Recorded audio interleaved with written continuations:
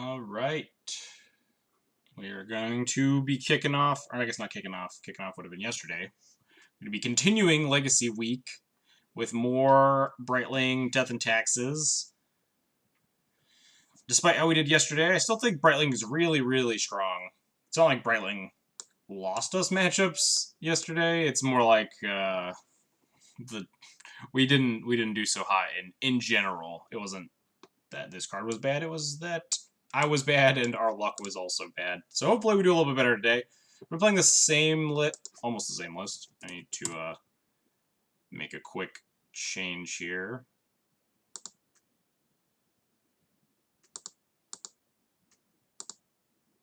I want another Plains, and I don't want this Cavern of Souls because I hate this Cavern of Souls, and it's terrible, and I hate it. But other than that, we are going to be doing the same list, minus the Cavern plus the Plains. Still don't know what I want to be doing in the sideboard, if like Gideon and stuff is worth it. It might not. Maybe Cataclysm is still better than Gideon, I don't know. There were a couple matchups yesterday where I would have rather had Cataclysm over Gideon. And by a couple, I think I just mean one. Probably just the Tezzerator matchup that we played. Anyway, whatever. We're going to play some more Legacy. I don't know why this window keeps popping up over here as well.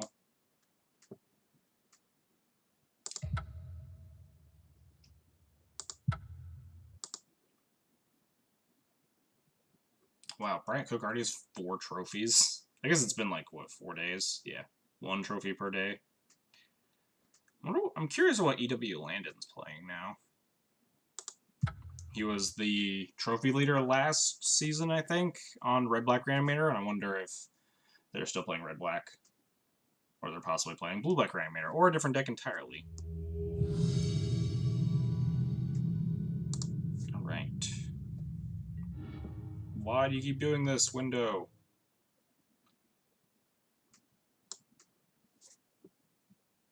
So we lost the die roll. What is our opponent, Buck Nasty, playing?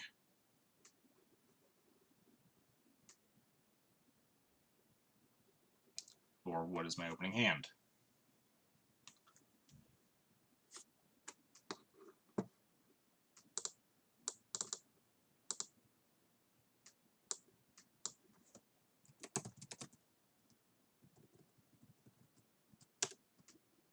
Just fidgeting with my my spreadsheet, which is not good. We 2 and 5'd yesterday in that event, which is not great, but hopefully we can bring that win percentage back up. It's only 7 matches in total. This hand's fine. Mom to Thalia, which is like the second best opener after Violent Athalia. And sometimes better. Ooh, the mirror? Never mind, we're gonna Swords of Plowshare as my opponent's Mother of Runes. Because I don't want to get that online. Or don't want to let them get that online. Our hand is... we have GTA for the mirror, at least. So does the opponent. We want to hit another land. That's good. I almost want to run out GTA right now. I go like GTA into Mom Thalia. That is a little bit risky.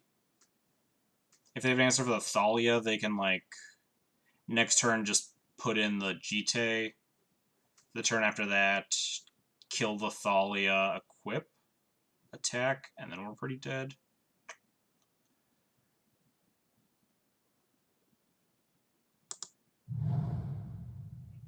So if I play Thalia this turn, they can still just put in the GTA off the Stoneforge, and I'm gonna have to cast this for 3 mana next turn. So it's more mana efficient to do this way. I also could just get Mother of Runes online, and then just play the GTA next turn, but that also seems kind of terrible. I think this might be our best play.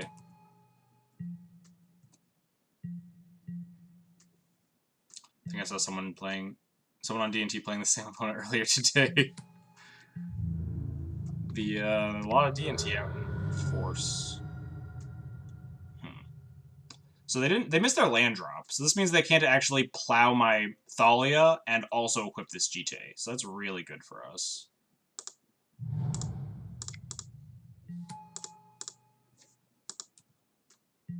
Because this Thalia defends... I guess Caracas punishes us pretty bad, but that's about it. And we couldn't really do a lot else to fend this off.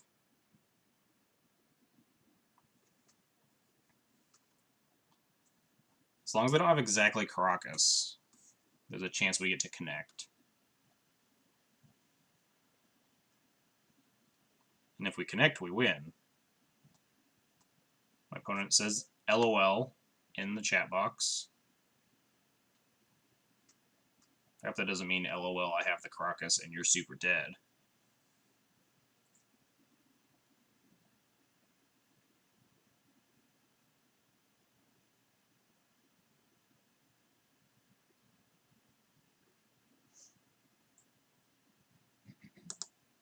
No idea what they're... They might be contemplating how to live this turn. They play Revoker. They might have to name Jite here, honestly. I think they do. If this is all they're doing, they definitely have to name Jite. It's like play Revoker pass. Yep. So I guess it's LOL, we both have Jites in play. So it just makes this really awkward. So what do I want to do? I can recruit something. I could just... How's Brightling been? Brightling's been good. I haven't gotten a whole lot of testing with it, though. When I played it in paper, it was really good. When I played it in the tournament, in the challenge yesterday, it was good, but it didn't actually hit the field very often, so it wasn't very adequate testing. Probably not at its best in this matchup, although it can fog opponent's Jite, if necessary. What am I recruiting here? This Thalia is brickwalling my opponent. I kind of almost want to start porting my opponent because they're missing land drops, but they also can't do anything, so I don't... Like, they can't do a lot with 2 mana, regardless. And now we also have this Mom to protect. And I guess they have a Revoker on Jite, so they need to jump through a lot of hoops to connect with their Jite right now. I'm definitely on the offensive here, so I want to do something.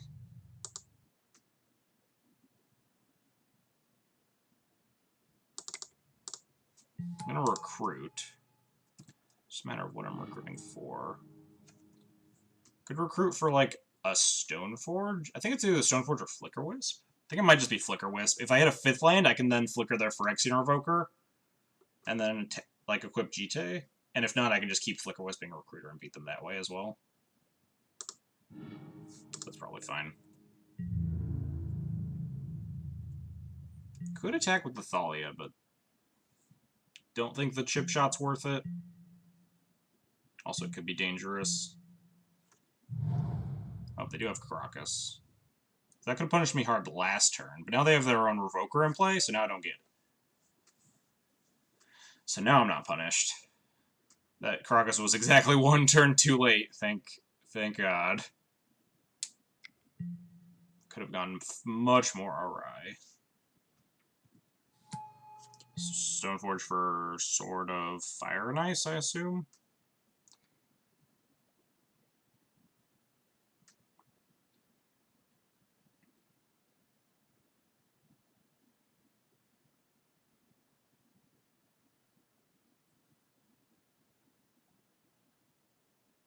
Fire and Ice doesn't do a lot here, because if they equip it to the Revoker, I can trade with it with a Flicker Wisp. And if they equip it to like a Stoneforge, I can just fog it with a Mother of Runes.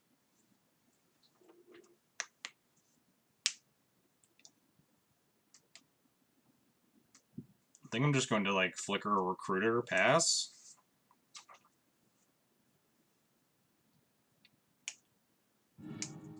They find Batterskull, okay.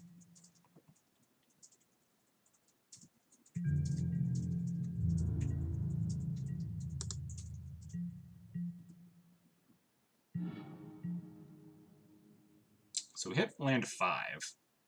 So we could technically get this Jite online, but I don't think it would do a lot. I'd have to Suicide a Recruiter. So I'd have to cast Flicker Wisp, Flicker the Revoker, equip GTA to Recruiter, attack it in, then like give it pro white or something, and then it only kills like a Stoneforge, Revoker comes back in.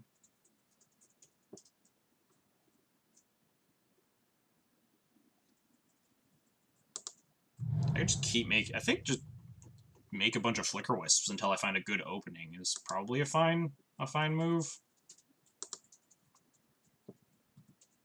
Could get down Brightling for safety concerns, just because Brightling can like fog a GTA attack. We're gonna attack, force them to bounce it. Or not force them, but they will likely just bounce it.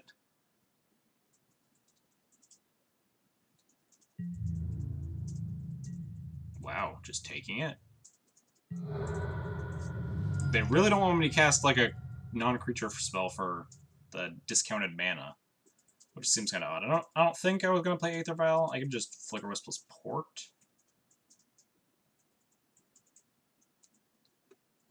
Yeah, that seems fine.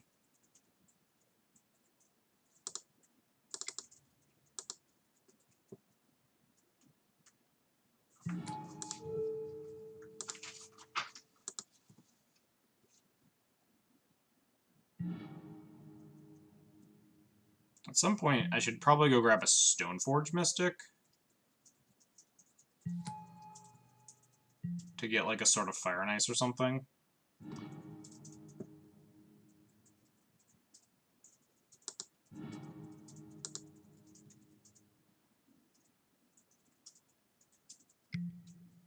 Yeah, there we go.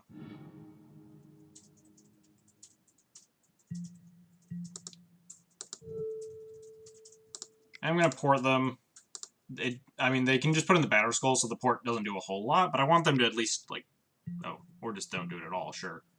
The plan was to force them to put in the Batter Skull then, so I can play around whatever tricks they might have.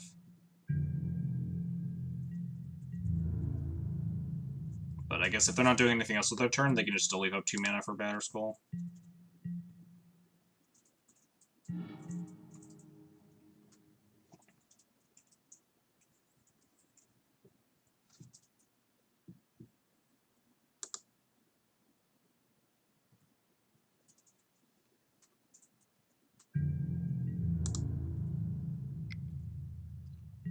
Attack with Flicker Wisp. So I could Brightling to defend against this Batter Skull, but that's super mana inefficient. Could, like, Flicker Wisp, Vial. Maybe casting the Vial was more relevant than porting them last turn, even. Since I knew they were just going to do this Batter Skull. Well, the Batter Skull doesn't do a lot, unless they have a Plow. I could technically fog the Batter Skull with Mother of Runes. I shouldn't linger on these turns too much. The Death Antagonist Mirror tends to take a long time. So I should probably play a little speedier.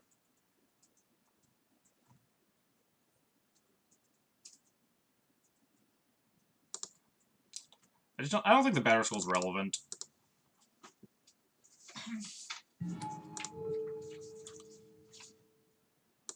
I think I can afford to just, like, keep making Flicker Wisps and answer the Batter Skull later. Just gonna play a bunch of Aether Vials to hopefully be helpful in the future.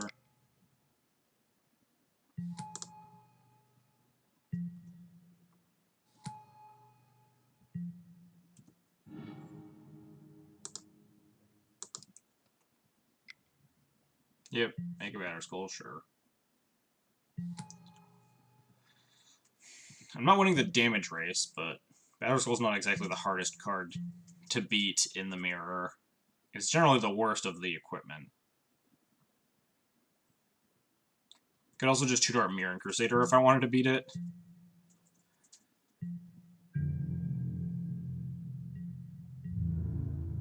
I'm just gonna take the 4th.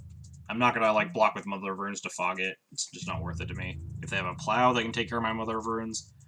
And that's pretty vital.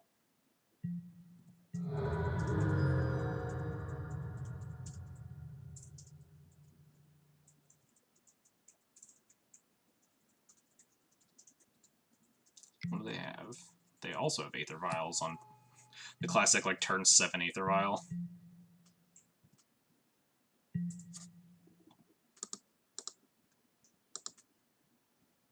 If I can get Vile up to 3 with this Brightling, this will help me tremendously.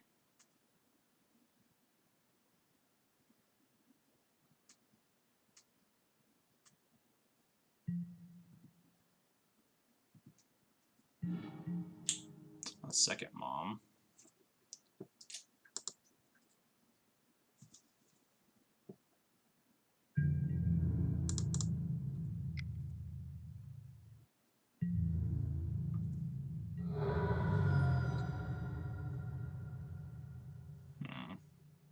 So I can Violent a Mom. Do I just, like, keep Flicker Wisping? Just keep making more Flicker Wisps? Could technically Flicker the Germ to just buy myself a bunch of time. But I think we're just going to just make, like, 12 power and flyers. With GTA offline, this matchup comes down a lot to just having more creatures in the air because the ground gets so clogged up. Just gonna grab my last Flicker Wisp and continue to murder my opponent. And next turn I can, like, grab a Stoneforge Mystic or a Mirren Crusader or something.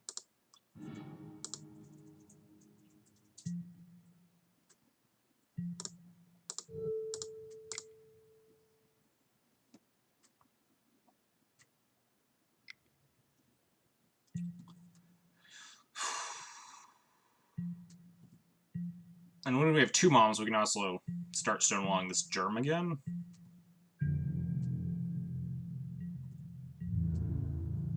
So yeah, we go down to 11, they go to like 18, but we have 9 in the air, and then we'll have a second Mom online. So sure. Should be pretty locked up.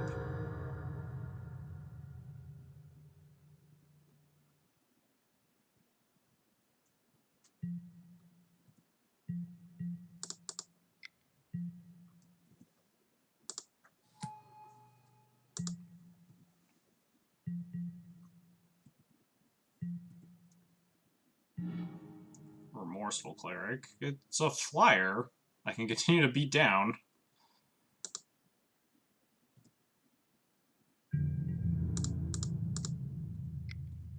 This should be lethal in the next 2 turns, right? They go to 9 here. I could just not even use this Flicker Wisp, but I think I'm just going to grab a Stoneforge Mystic.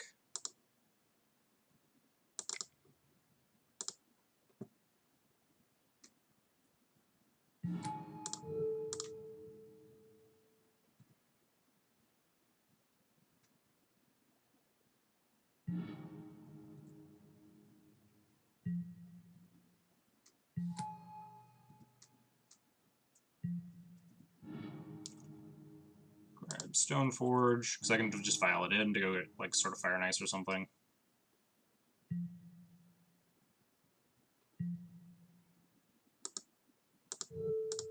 Tap down the Caracas. Could chump block with this Thalia if we want.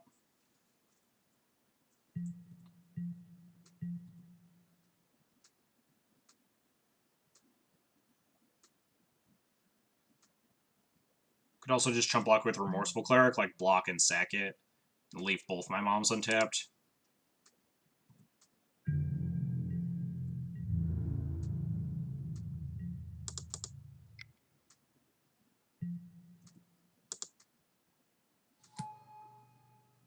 This Thalia prevents, like, multiple plows or something like that, so it seems fine.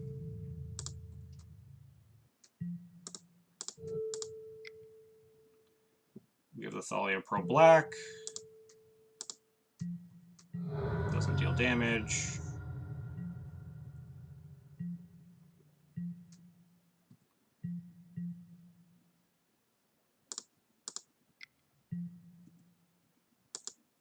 Put in Stoneforge. Go get, like, sort of Fire and Ice.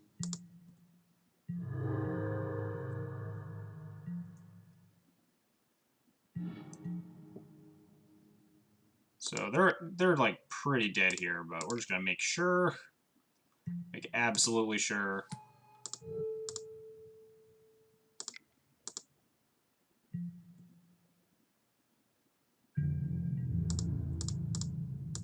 attack them and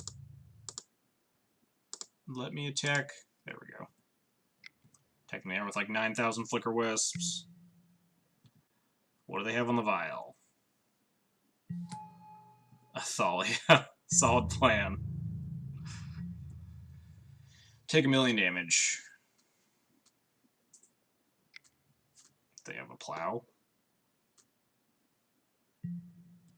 Just a pump fake. Just have actual nothing. Just tap and concede.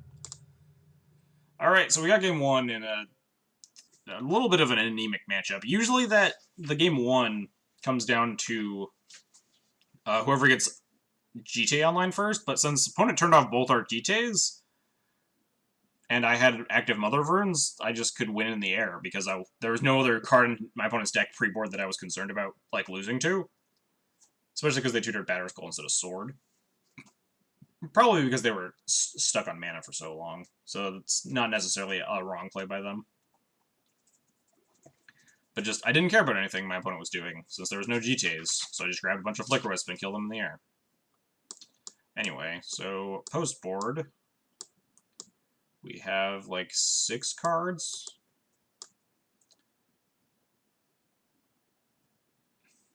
Noted Flyer Thalia, yes. Thalia didn't have any Vren Wingmares. It didn't even matter if they had a flyer there. I was just wondering what they could possibly do to win. Because even if they have a flyer, like a Remorseful Cleric or something, and block the Sorted Up Flicker Wisp, they still take exactly 9 and die, so they were just very, very, very dead. Now the question is, what's the last card I cut? Between, like, I guess it's Remorseful Cleric. And Remorseful Cleric has flying, so that's not irrelevant. It's probably one of these is the card I cut. Remorseful Cleric, Crusader, Brightling, or Batterskull, because they all have utilities and non-utilities. Brightling's really good with the Vial. You can, like, fog opposing GTAs and stuff. Crusader's really good with equipment, but that might just be to win more. Remorseful Cleric has flying, so it's just reasonable.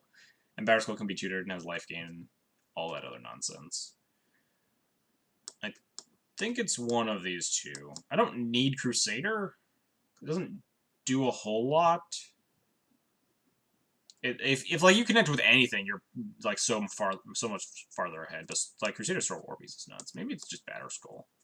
Batterskull's pretty lousy in this matchup, as you saw in that game. I think that's probably fine. It might be like Brightling's not super great in this matchup. I don't like Crusader in the mirror. Yeah, that's also fair. Crusader might just be like clunky and win more-y. Like you don't need a Crusader to connect with equipment. You just need anything to connect with an equipment and you win. All right, this hand's a little slow, but it's good enough. Like we tutor GT, we Council Judgment for the opponent's equipment. We can also Flicker with Stoneforge, so this hand's good enough. If the opponent has like a Mother of Rune start, it gets a little bit more awkward, but we still have Council's Judgment. Sick. Opponent didn't have a 1-drop either, so that's good.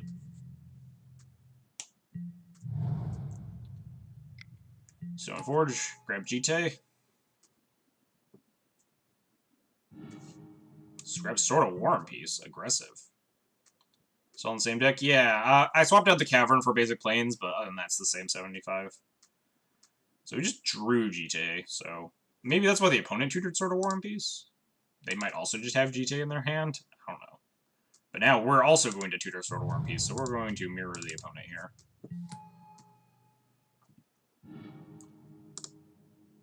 Sword of War and Peace is awkwardly, like, very good against Sword of War and Peace. Like, the ability to just... Like, the abilities counteract each other. If you both are connecting with the Sword of War and Peace, basically neither player is doing any damage or gaining any life. Assuming there's minimal change of cards in hand between the two combat steps. Plow my Stoneforge Mystic. That's a little rude. Yeah, they had GTA in hand. Okay.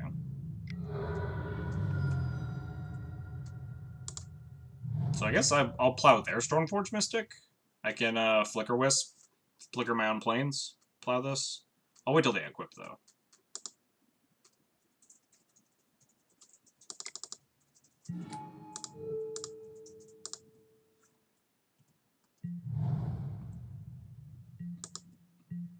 Why War and Peace? Why War and Peace in the deck, or why did I tutor it?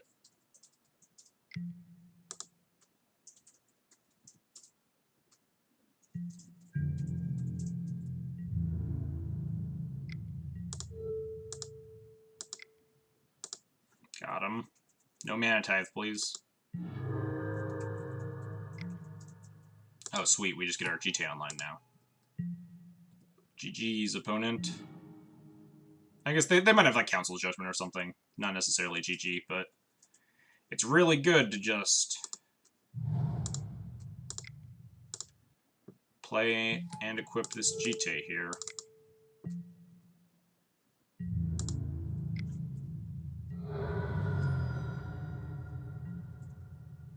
In the deck. It's mainly for the Miracles matchup. It's really strong because Pro Plow and Miracles. I have Fire and Ice in the deck as well. The Sword of War and Peace is out of the sideboard. The Pro White's super relevant in Miracles and the Mirror, and the damage output is the strongest out of all the swords in terms of you can bring it in against combo decks. What's up, Yaz? Thanks for the good luck. We'll be swinging the cat by to say hi to the stream in a little bit, if you want to see the cat. Just got her back from the vet today. Oh, opponent says ... in the chat box. Guess they're kind of salty about that we both had GTA in our opener. Opponent has no other creatures, I guess. I will literally end yours, but don't get to see the cat. Alright. Maybe after this match.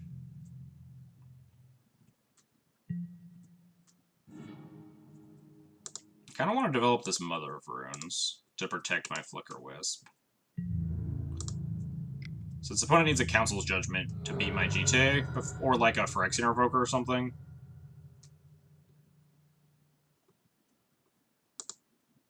Although, playing Mother of Runes makes this Aether Vial worse, but, like, because if I play Aether Vial, I can just Vial on them on the next turn, but I don't have anything else to do because my hand's full of 3-drops.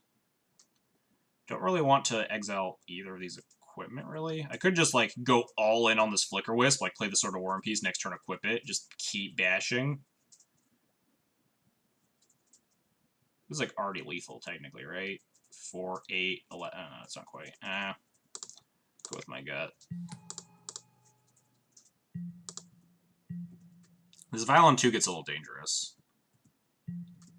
Violon 2 with Phyrexian Revoker.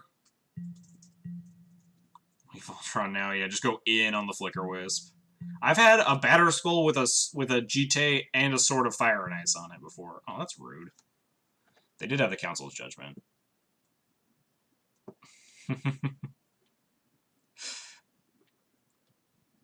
We're just gonna gain life. If they decide to, like, then not kill the GT after I gain life, then sure, then I get to keep a GT.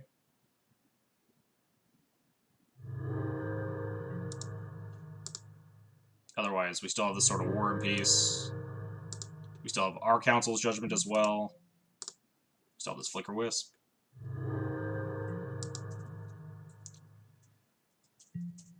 Yeah, they vote for the GTA. Understandably.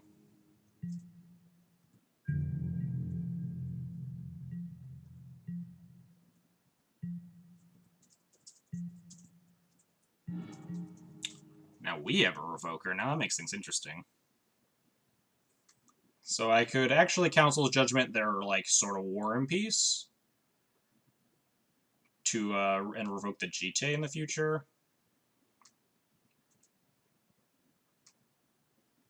I don't know what I want to do here, though. I guess just...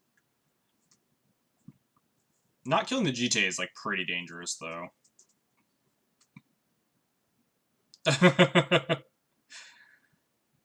Is there an argument for Light and Shadow instead? Oh yeah, there's definitely an argument for Light and Shadow. Name GTA, send a message. I don't know what I want to do. Hang on, give me a sec here. A lot of people... I'll talk about Light and Shadow in a second as well, but... my clock's burning and this matchup takes a long time. I could flicker their Vial to see if they just have anything. Just play it safe. And wait for this Revoker to tick up to answer these equipment. Or I can just Council's Judgment the sword. Or I just play my own sword. I think maybe play my own sword is just, like, the best bet.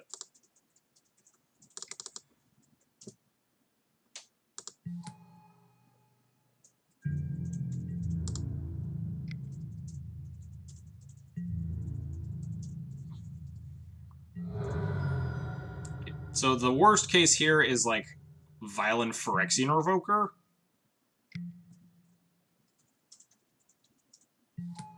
I guess that is also worst case. Didn't think about Remorseful Cleric. Because now they get to connect with this GTA, like, kill both my guys. But then we also just have Council's Judgment and another Flicker Wisp and a Phyrexian Revoker. So we just have, like, a lot of answers still, but this is pretty worst case. I guess if I left... Maybe I should have left Flicker Wisp back in order to deal with Remorseful Cleric. Possibly. They only have, like, 1, maybe 2 in the deck. Yeah, I don't really care about the sword. Deals me some extra damage, but I'm at 28. The issue is that they get to kill both my guys here, which is kind of annoying, but then we get to... Sure, triggers. Playing the SCG this weekend, real nervous about the Strix deck. I haven't seen... No, the only Baleful Strix I saw yesterday were from Grixis Tezzerator, so... I don't see a lot of Strix decks popping through the woodworks. Don't play the 8.5 tails on the board. Don't do it. It's wrong.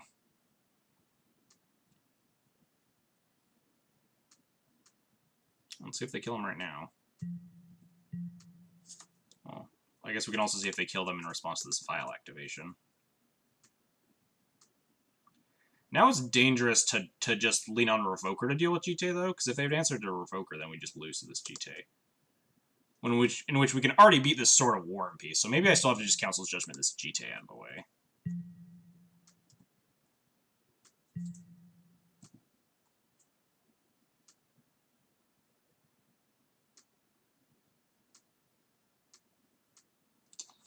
Grixis and Esper deck were playing strings. Oh, and the 5-0 deck list. I mean, the format's totally up in the air. People are going to be playing nonsense. People were playing nonsense in the challenge. I don't think you can, like... I think there will be less Strixes than there were in the previous format, because Check Pile was the best Strix deck, and basically the only Strix deck, and it is dead. I think the Strix decks are kind of, like, awkwardly positioned, because no one knows what to be doing with the colors blue and black in a fair deck in Magic right now. I'm just sitting here in my upkeep. Are they debating killing my dudes? I like Light and Shadow. I always thought it'd be good in Modern. Yeah, I think I would really like Light and Shadow in Modern. So anyway, sorry, I kind of lost track of what I was talking about. I don't like Light and Shadow as much because the ability is like weirdly anti-synergistic with the matchups in which you want it. With the exception of something like Death and Taxes, not a lot of creatures hate graveyards in the matchups you want Light and Shadow. So it's basically grindy decks is where it's good. And against something like Miracles, they're terminusing you and plowing you a bunch, so you don't really have cards in the graveyard, so you don't get the trigger very often. And against decks like Bug or Grixis, all the times you want to be bringing in Rest in Peace in those matchups, which makes your Light and Shadow more awkward.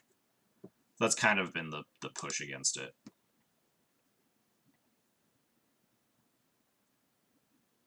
Yeah. Being immune to like push and path, and then usually buffing some of your creatures out of the range of Bolt is a super good argument for Light and Shadow in Modern. Should I just activate Vial, see what they do? I think I just want to Council's Judgment this GTA. I can beat a Sword of War and Peace. Like I was talking about earlier, Sword of War and Peace beats Sword of War and Peace.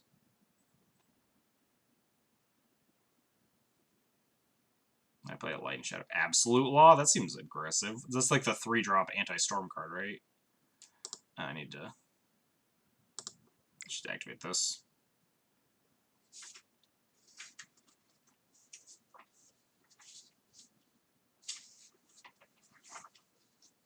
I assume they ping both my creatures in response. Oh, that's Rule of Law. Oh, Absolute Law, like you're immune to your creatures are immune to like non-combat damage, right? Oh, all pro red, sure. All right, well, your Vial resolves, I suppose. Containment Priest, that's kind of rude. Also kind of a weird addition. I can now Flicker Wisp their Remorseful Cleric and kill it if I want. That's a Mark of Asylum. Yeah, I don't know any of these fucking cards. I'm not going to put anything in, obviously.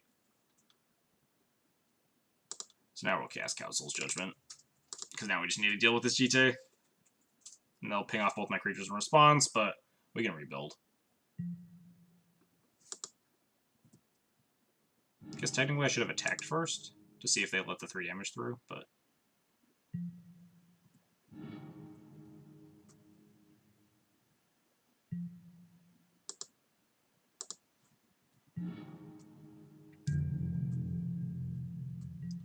So we can Flicker Wisp the Remorseful... I guess we can't because it's equipped with a sword. We can't actually Flicker Wisp the Remorseful Cleric. What am I going to do?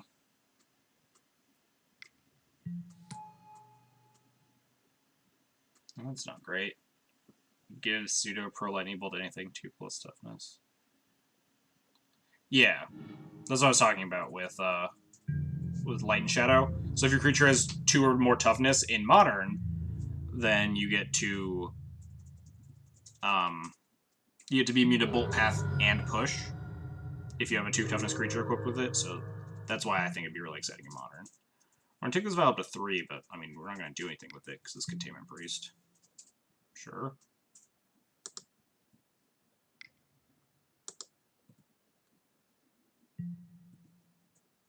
I can also attack through Strix. Also relevant, but I think you're a little bit over concerned about the number of Baleful Strixes in the coming format. I could Flicker Wisp the sword off of the thing, but we're already taking like 4, 5, 6. We need to like start gaining life again. And the ability to get rid of the sword is going to be really slow, because we need to like Flicker Wisp it off the thing and also revoke it. Splash for Spell Snare. Yes, that's what I was talking about, obviously. I think I'm gonna have to like, what did they tutor for? I've already forgotten. Fire and Ice? Yeah, we're super dead. I think I played that last turn really poorly, and then also got like awkwardly blown out by a Containment Priest.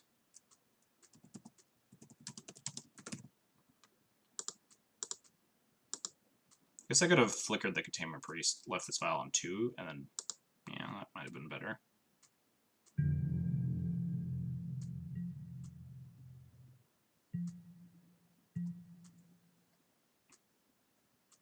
We're only taking 6 here. We can definitely stay alive for like a little bit longer.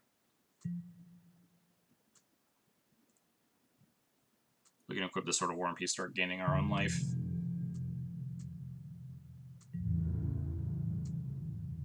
Wow, attacks with everything.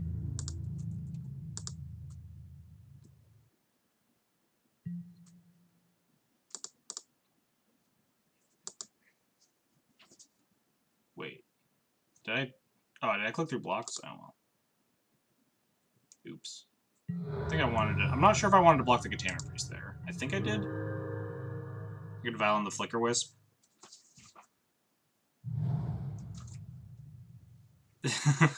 Are we counting down to the next day? To the next ban list all the time? Free Stoneforge.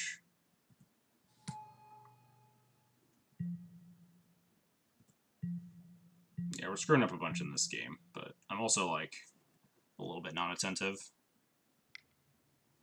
Yeah, sure, report me.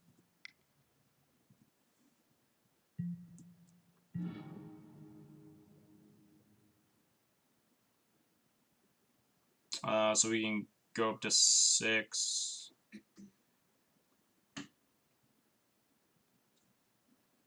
Flicker that, doesn't do anything. Yeah, okay.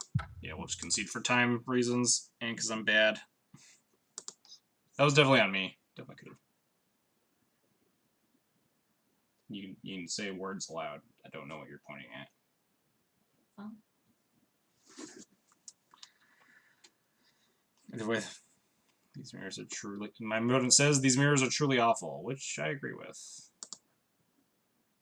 Mirrors would be a little bit better if I played a little tighter. Money saved shall be spent. I would just prefer it to be Marsh Flats.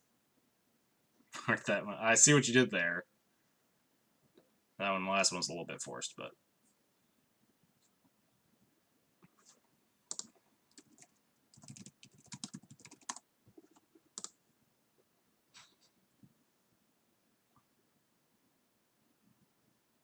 I didn't make a force of will joke, I hope. That wasn't like that last one was a little bit forced, like another legacy joke. That was completely unintentional.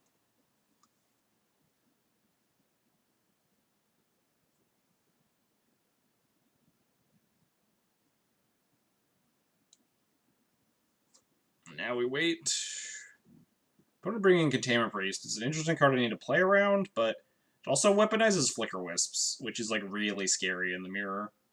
Because if you don't have Flicker Wisps and you don't know if your opponent does, you can get like really, really brutalized.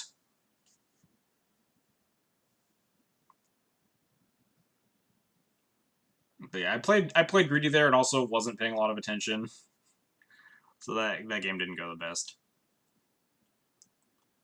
The turn that I played the Sword of War and Peace, I could have just counseled Judgmented the GTA to play it safe, and I think I just like am never losing that game anymore.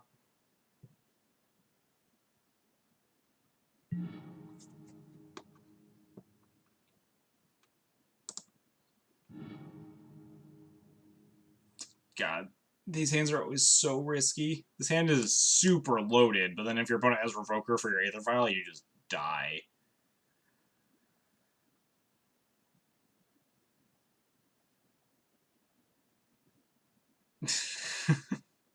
Alright, all the time. Yeah, we'll have a greed emote one day.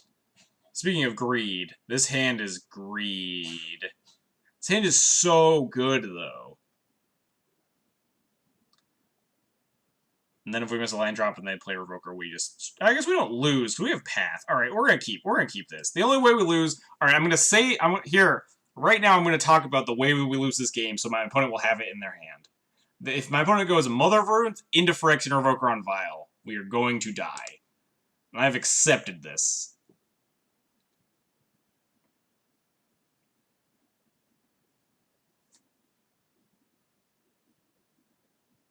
We also have to not hit our second land drop. All of that's going to happen now. I've spoken it into existence. My opponent is now going to go Mother of Runes, Revoker your Aether Vial, and I will lose. And that'll be fine. Greed is black card. Strangler is colorless. Strangler's not a black card. Let's get out of here. Alright, step one. Step one of the master plan to horribly lose this game. Alright, step two. Didn't draw the second land. Do I path this mom?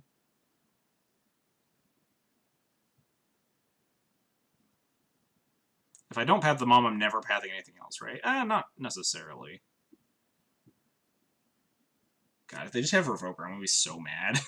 I'm gonna be so mad, because it's 100% about to happen, too. I think we keep it. I kind of want to almost path my own creature next turn. Just to hit more lands. I swear to God, opponent, if you have Phyrexian Revoker, I have spoken it into existence, and so it shall be.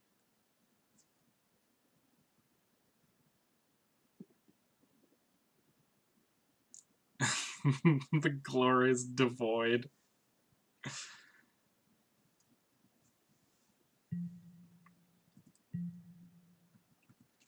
Please don't have Phyrexian Revoker, opponent. Oh, thank God, it's just Stoneforge Mystic. Alright, we can beat Stoneforge Mystic. Our hand is very equipped to beat up a Stoneforge Mystic. We're completely fine. Sure, yeah, fine GT.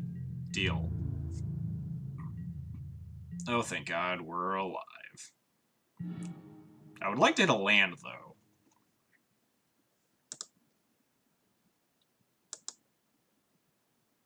Could revoke Mom and, like, start plowing stuff. We'll wait a little bit. We'll see what my opponent does. Because I don't need to really do any of that until next turn.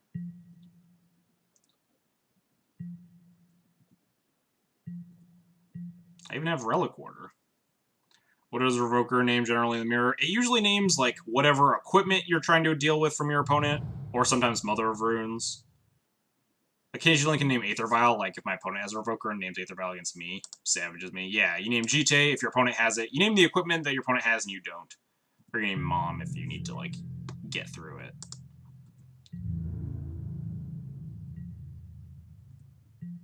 Okay, so the plan is just to put in GT here.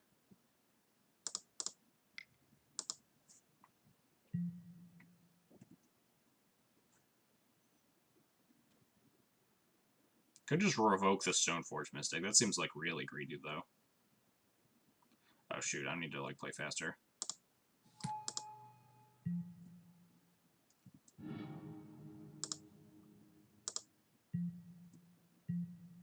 I'll leave this file on 2. Thank God. Get another land.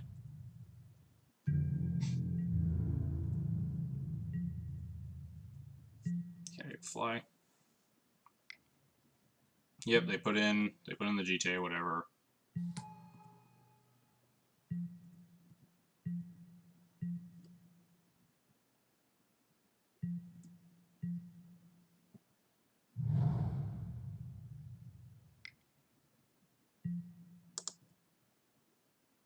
That's fine.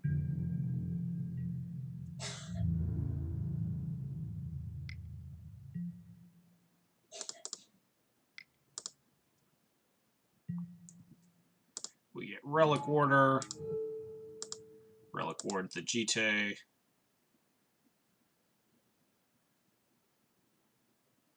Really hope my opponent tries to kill this Relic Warder in response. That'd be nice.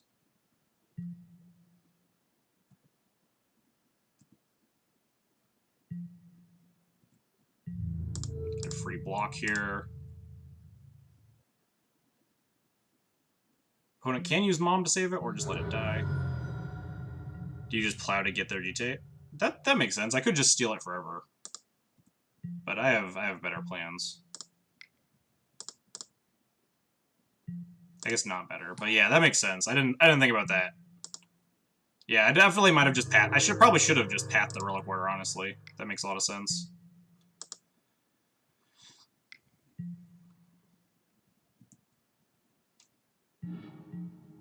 That's not another land.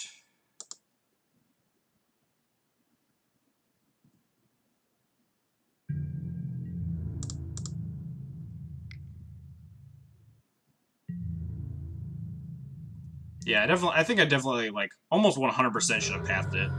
That was a misplay for numerous reasons. I have like 4 minutes left on the clock, so I'm playing a little bit fast, but I definitely could have just pathed the Leonin Relic Warder, which guarantees my 3rd land, so even if they port me, I still have 2 lands to equip the GTA to the Stoneforge and Violent Revoker on Mom to connect with my GTA, and then the game should be like over. Stoneforge, sure.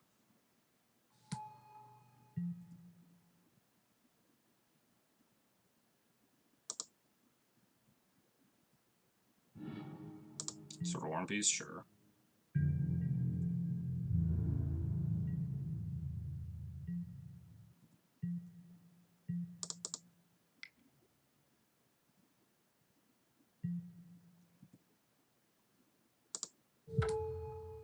I'm gonna name Mother of Runes here,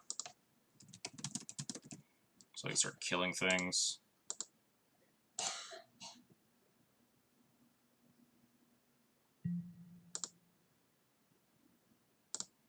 But I'm not gonna kill anything yet, because I don't want to lose to like Upsource Plowshares here.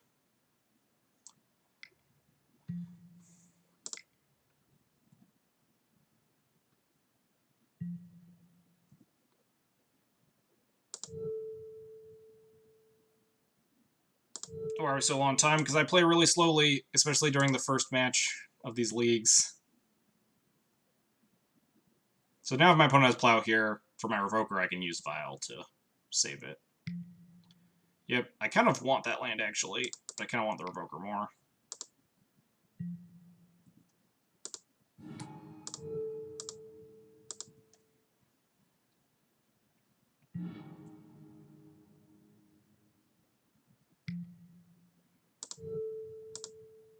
We're just going to make sure this Mom dies.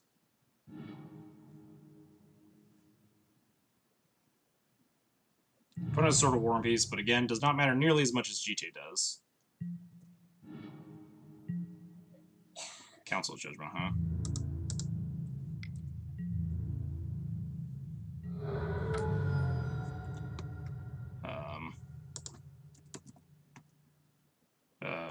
Yeah. I'm still just going to name GTA here. Oh, I have my GTA in play, I'm dumb, but I I have like 3 minutes on the clock playing slow, but I'm afraid of them being able to kill us slowly in a relic order and equipping. We don't really care about their sword. We have Council's Judgment. We have our own sword. But I forgot, there was a big menu and I forgot I had to GTA and play myself. I can always just Flicker Wisp this Revoker if I need to. If I ever get to 2 mana.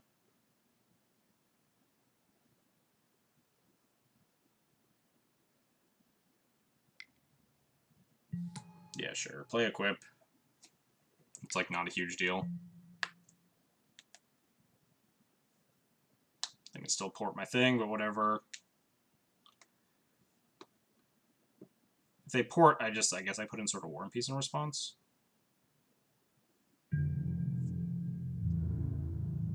Sure, deal.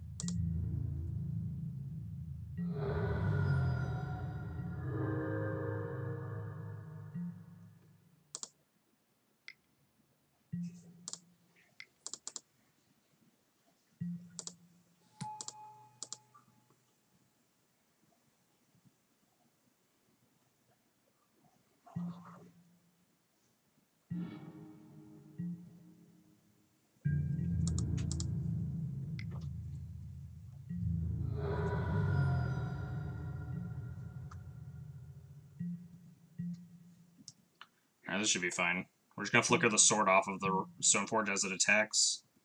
And we should have, like, lethal setup or something.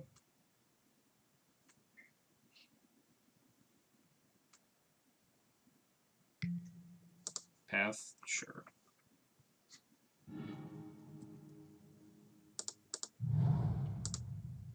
If they try to get their GTA back, I really don't care. Council's Judgment? Sure. They're gonna vote for Relic Order.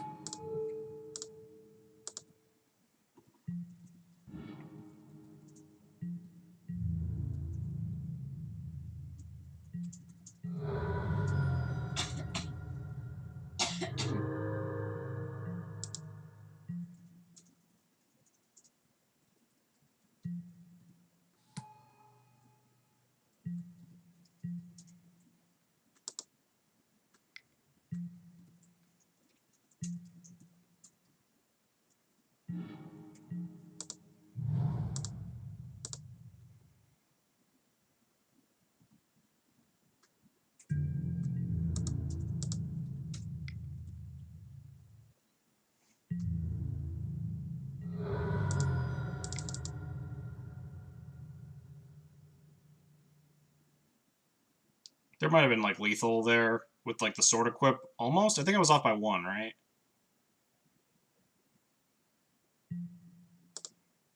We're just gonna exile their only creature and then we win with, like, Flicker Wisps.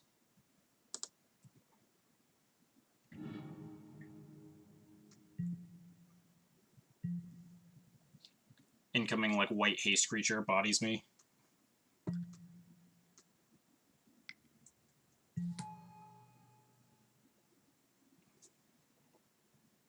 Yeah, I don't really care what equipment they name.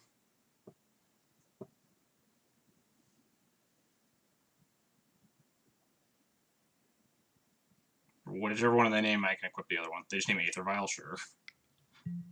Oh, they're just gonna suit up their dude.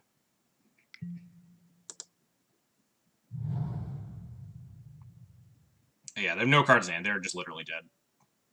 This Cavern's their last card. 0 cards in hand, they die on board. Cool. Alright. Sure, you got me.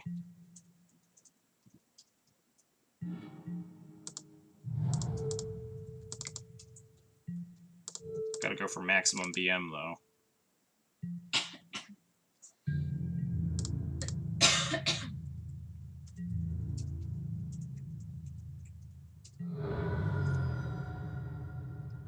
Alright. Cool. Sorry about that. Like, it happens a lot more in my round 1s, where I tend to, like, I don't know, maybe I'm just, like, not used to being back in the stream for the day, but my My round ones just, like, always seem to be down to the wire. But the Death and Taxes Mirror also does take a very long time. But I usually tend to be, like, talking to chat more, be more relaxed about, like, sitting there for a minute or two talking about a certain line instead of just doing it. There were a couple turns there that definitely could have been played a little bit more optimally, but we won. We got there. Definitely, I think I definitely could have won game 2 if I wasn't, like, an idiot.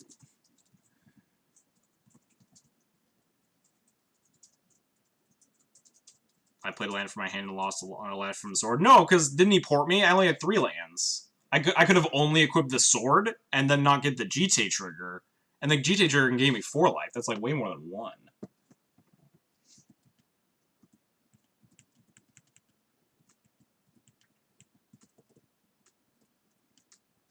Come on. Get your head in the game, Yaz. Alright, you want to go get the cat? Yeah, sure. I can go get the cat. Alright. Brief interlude here for cat stream for Yaz's sake.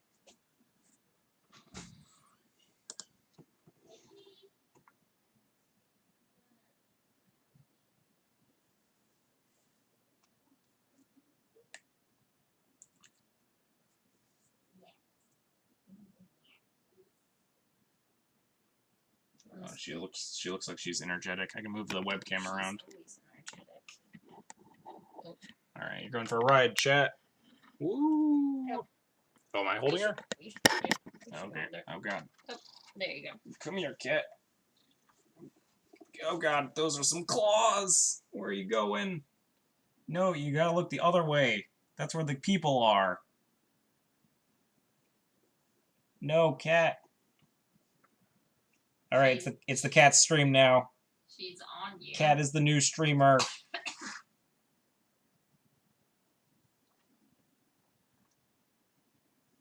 Cat is the new streamer. Oh god, oh god, oh god! Alright, you can put the cat back now. Ugh. Come on, kitty.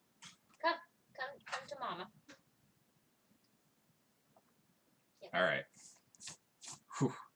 Alright, let's go to round 2. Yeah, she has the cone on because she tore out her sutures for when she got spayed, so now she has to wear this cone for like the next week or so. She's definitely in playful mode, not sleeping mode, though, so yeah. I'd put her back.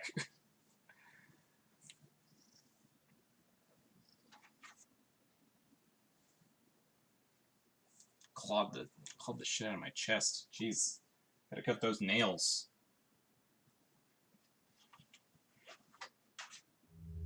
Alright.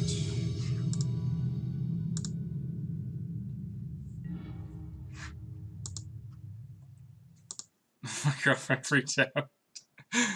Good to see everyone enjoys the cat interlude. Well, as soon as she gets that collar off, we'll be able to let her around more of the house again. Not stop licking, tearing off the cone, yeah. At least this cat's too dumb to figure out how to get the cone off, so. We're on the play with a lot of 1-drops. I'm gonna keep. This gets Force of Will, we die horribly, but if we're on the draw, I don't think I would have kept, because then this gets dazed. But thank God it resolved.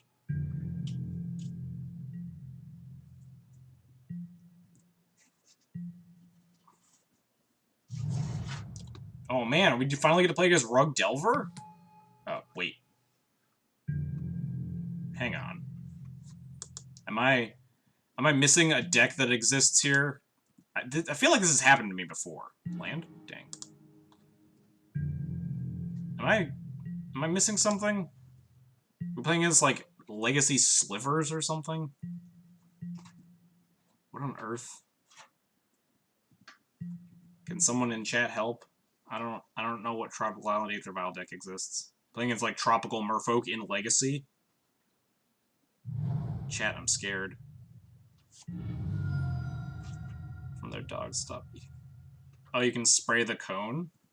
Different sense to make them stop? Yeah, cats you can't outsmart. Cats are, like, smarter than people.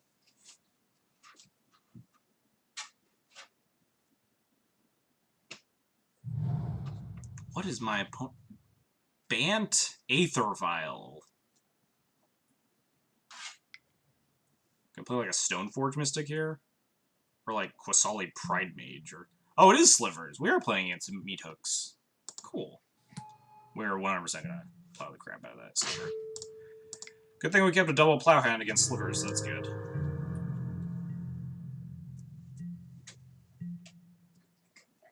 This Sanctum Prelate sucks. Second land is good. I think I'm just gonna cast Jite.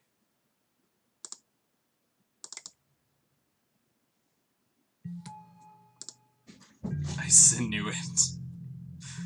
I don't know what Legacy Slivers plays a lot of the time. Like, outside of like the 1+1/+1 slivers. They play like Crystalline or whatever, right? The Shroud Sliver. I don't know what else I should be like playing or expecting or like playing around. Hopefully they don't have Harmonic Sliver here.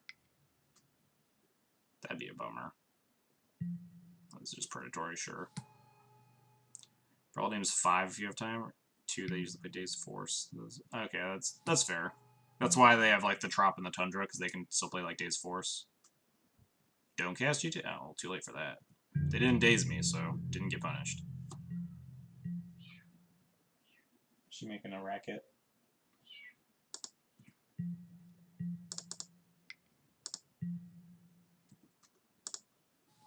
Stoneforge. Grab sort of Fire Knights, I guess? Do they have like blue Sliver? Mana Sliver. Yeah, the Flying Sliver, the 1-drop. Mana Weft as well, I guess. Let's try another land. That'd be nice. No, that's also pretty nice. I wonder if they... Yeah, I was thinking if they played like Company. Company seems like it might be a little bit too slow for Legacy, though. We're just gonna ram in my Stoneforge Mystic here. If they want to like trade for a counter and a Stoneforge, sure. I have plenty of creatures.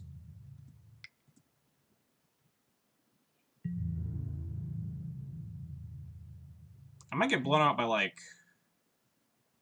a Crystalline Sliver, though.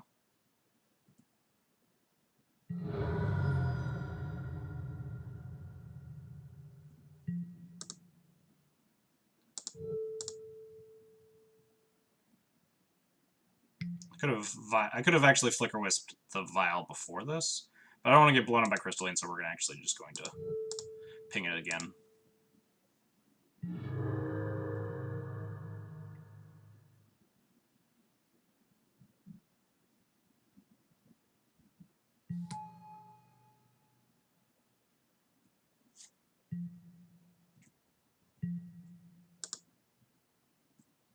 Now we should have Flying plus Jite, which seems pretty strong. They will have a Vial in 1, so I could get Flying Slivered. But they didn't have it earlier. They only have like 2 cards left in hand. Jeez. This seems like it's going great for me. Let's see if they leave up 4 mana for Collected Company.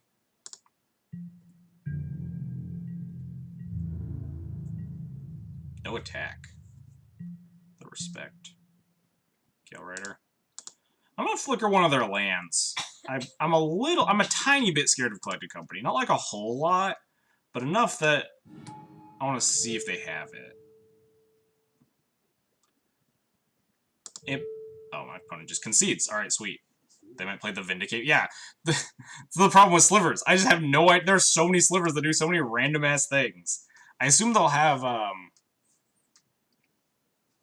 could just Prelate 4. Oh, that's fair. Could have just... But I'd also wanted a flying creature, so I could just start connecting with GTA without having to trade with stuff.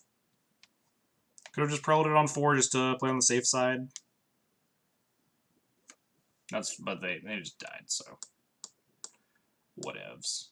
Yeah, they sideboard the Harmonic. There we go, that's the name. Harmonic Sliver. Council Judgment's probably fine.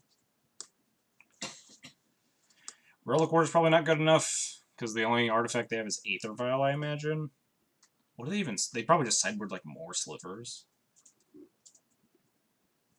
What do I cut? I guess Thalia's horrible. Just pretty clean and 4 for 4.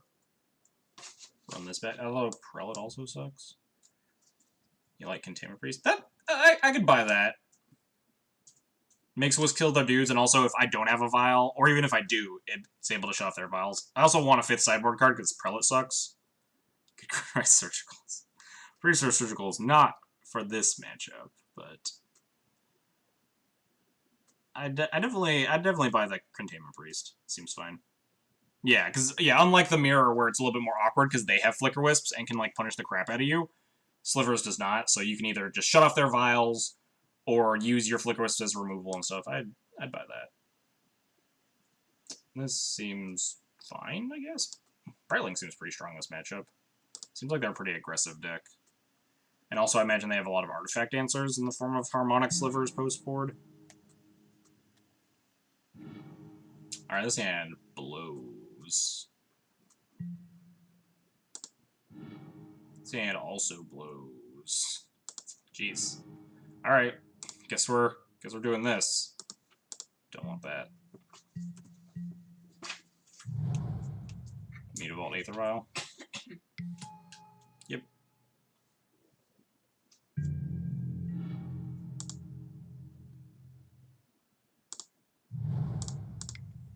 Might end up revokering this Aether Vial, even though I have 2, depending on if my opponent hits, like, colored land drops. Or if they're, like, all in on these vials. It's not a very strong colored land drop. Is revoking Aether Vial worth it? When I just, like, have 2 Aether Vials? Seems a little bit loose. Especially because I'm Mana Light and want to be able to, like, Brightling them.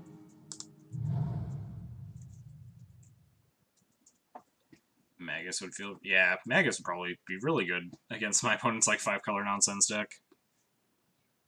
I think she's scratching at the door. I'm gonna check on her. They play a blue-black one that can bounce their dudes so GJ can't just get counters with impunity. And provoke... Yeah, alright, fuck that. I'm not playing around cards.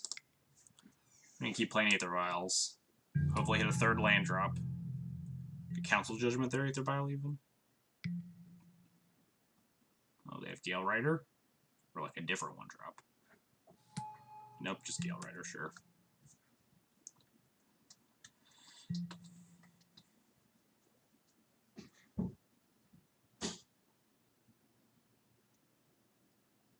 Now they have a flying Mutavault. Maybe Man. It's looking better and better to have revoked this file.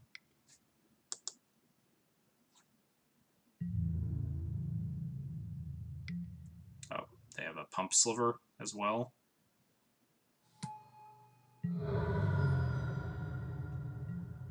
Alright, we're pretty all in on this Brightling. In fairness, this was a mold of 5.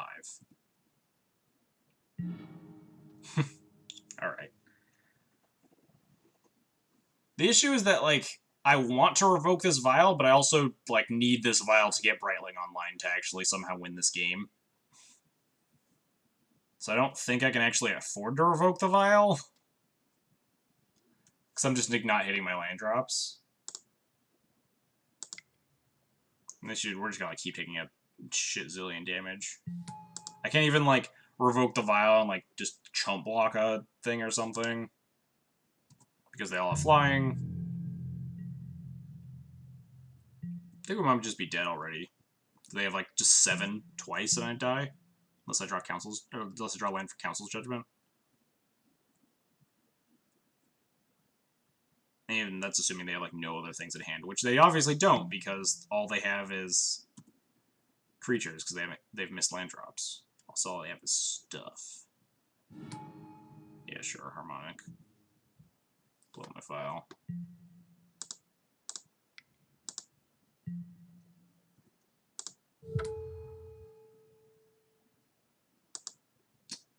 Is it worth trying to think of a thing? I guess, like, Sedge Sliver, right? No, that's like the swamp one. It does give, like, Regenerate. There might be other slivers. I'm considering Abandon Hope as my name here. Is it genuinely worth naming a different card? Is the question.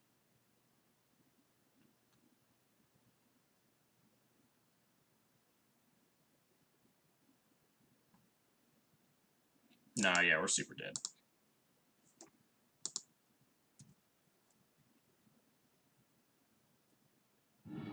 Yeah, it gives it all. Oh yeah, and it gives the ability to the sliver, so you can't even just name said sliver. Wow, they brought in Pithing Needle? I guess I have equipment, that makes sense.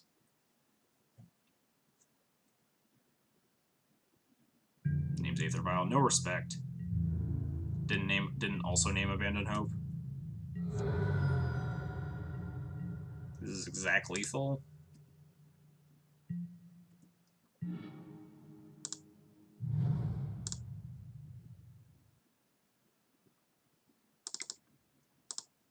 Might actually be worth it to knock them out of the sky, so I can actually block with this Phyrexian Revoker rather than kill the Pump Sliver.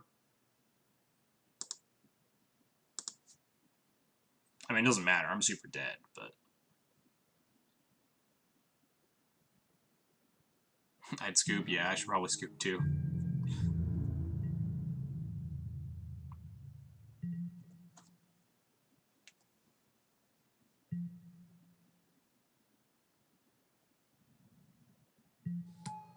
Chromox? That's a card that's in their deck.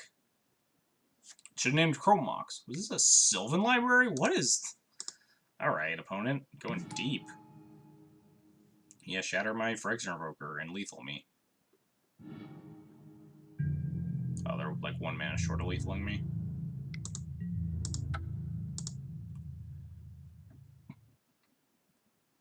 Alright, well, that was a mold of 5 that, like, we almost managed to turn around a little bit. Also, I think it's worth bringing Leonin Relic Warder now that we saw Chromox, Pithing Needle, and Aether Vial. Cut, like, Remorseful Cleric. It's just a, like... Actually, no, cut Revoker. Revoker kind of sucks. I guess I can revoke Chromox, though, but how much do I care about that? Right sound Chromox. It is, it's definitely a revelation that they're playing that card. So, Remorseful Cleric is flying versus Revoker can name Chromox. I think Remorseful Cleric is more useful, especially because, like, Gale Rider Sliver exists. Well, it's just not mold of 5 this time. We should be okay. This hand is very close. Like, double removal spell plus Mom is insane, but... I don't think so. This hand is much, much, much, much, much worse. But also, can I get a... Jesus Christ. Can I get a 5? I think we can, like, scry into, like, a 2 at least, hopefully. Or a 1.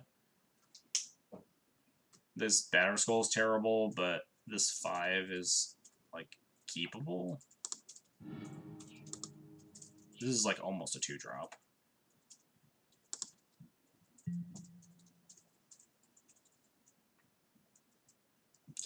Keep the 7 or the 6? The chat's always, like, delayed by a little bit, so I don't know which one you're telling me to keep. I don't think I would have kept the 7 ever. 7 seems super greedy.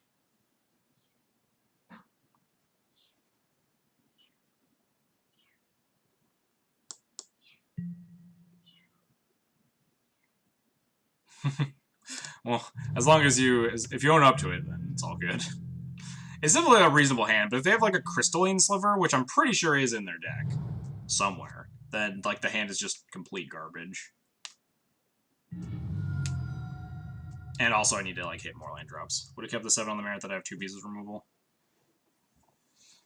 Yeah, I might have kept it on the draw. I felt more uneasy about it on the play. Deal. Pithing Needle. What are you going to name, opponent? Numisawa's Jite? Wasteland. Okay, I guess.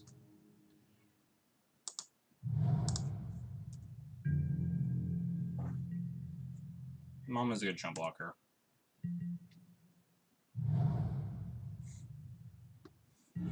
I mean, they might have just, like, kept a hand that's, like, pretty weak to Wasteland. Like, if they're just on 2 lands. Doesn't necessarily need to be, like, they're sniping me.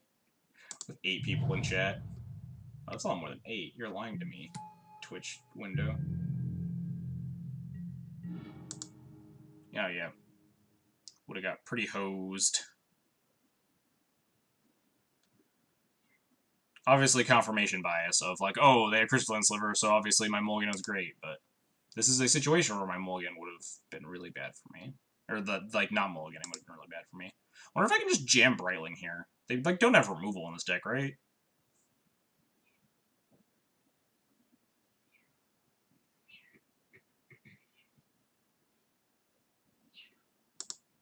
There's like nothing they can do. We could probably just jam this Brightling. Next turn we can like Stoneforge for GT or something. Or like sort of Fire and Ice.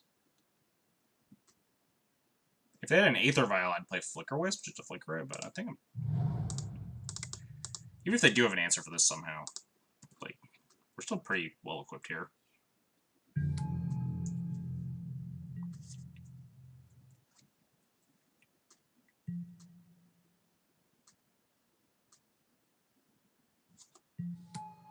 Oh no, opponent's Chromoxing. You could Flicker Waste him if they... Yeah, next turn. Next turn I could definitely like Flicker the Pithy Needle Wasteland them if I need to, but... Imprinting their Necrotic Sliver. Yeah, they're talking about next turn. When I have 4 mana. I like Wisp the Needle and Wasteland them. Although, yeah, now I'm flickering the Chromox, if anything, because that's just, like, more efficient. Double Crystalline Sliver, huh?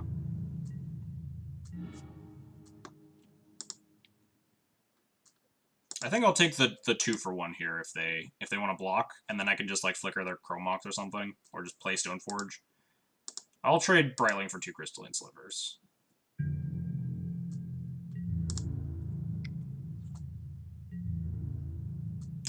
So no blocks means lifelink and 4/2 and then play Stoneforge, I guess? Or just lifelink and then flicker the Chromox.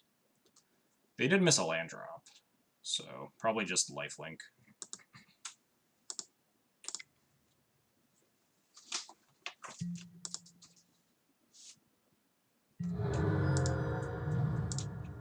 It also just adds to the clock.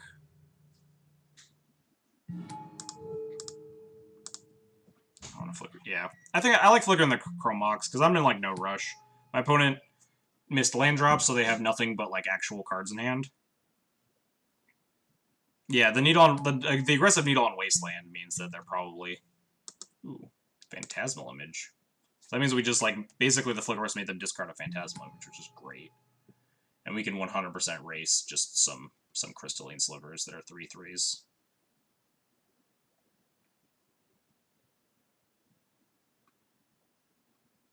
We can play Stoneforge. I think I might just grab sort of Fire and Ice to be able to attack through these. Yeah, I don't think I'm even just like attacking anymore. I'm just attacking with Flicker Wisp in the air, getting Brightling a sort of Fire and Ice.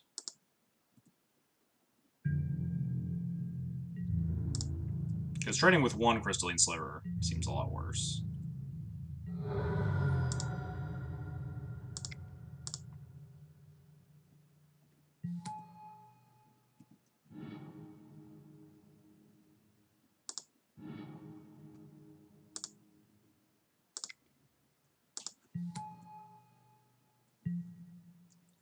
Brightling can still, like, chump block these things. Or not chump block. Yeah, play Vial just because. There's no reason not to. Might as well run it out here based on my other plans. They're getting more land drops. It's like another Crystalline Sliver, or what? Sinew, sure.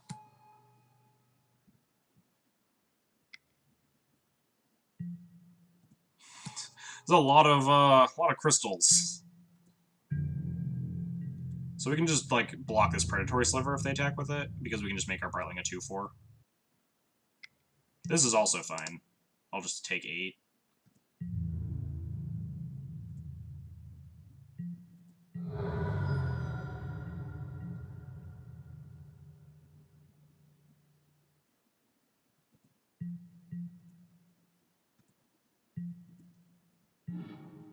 Alright, more useless cards in the face of triple Crystalline Sliver, but... So I could just play it safe and use this Batter Skull. My opponent has no cards in hand. So if their biggest creature is a 4/4, Batter Skull will trade. Just attack with Flicker Wisp. So Flicker Wisp plus Sword will deal 7. And then max, I could equip to Brightling, but that means I can't give it Lifelink or anything. They could just stack block with 2 slivers here and just trade 1 sliver with it. They don't look, they don't... Oh, they would lose both. Yeah, that's right, because they both pump. Could just attack with the 5/5 Brightling and the Wisp. If they don't block at all, do they die? 6, 7, 8, 9, 10. They could just not block at all, which is also super dangerous because I can't give the Brightling lifelink because I don't have enough mana. And then they just attack for a bunch. I block there, take 8.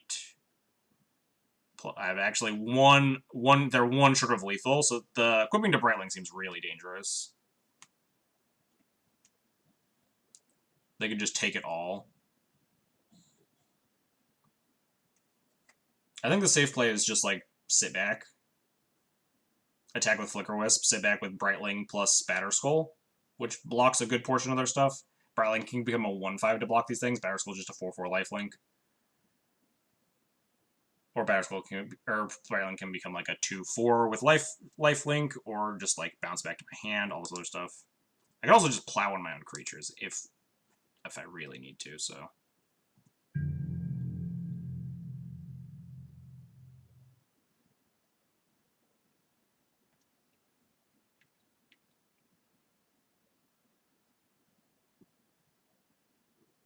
Down for just playing it safe here. I think we're fine.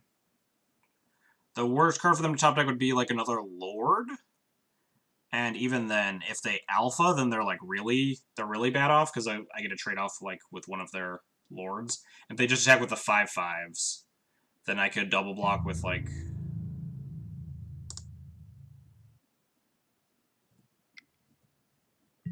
I guess I couldn't double block with Brightling plus Batterskull because the Brightling could still die. But then the Batterskull lives, and then that's probably still fine.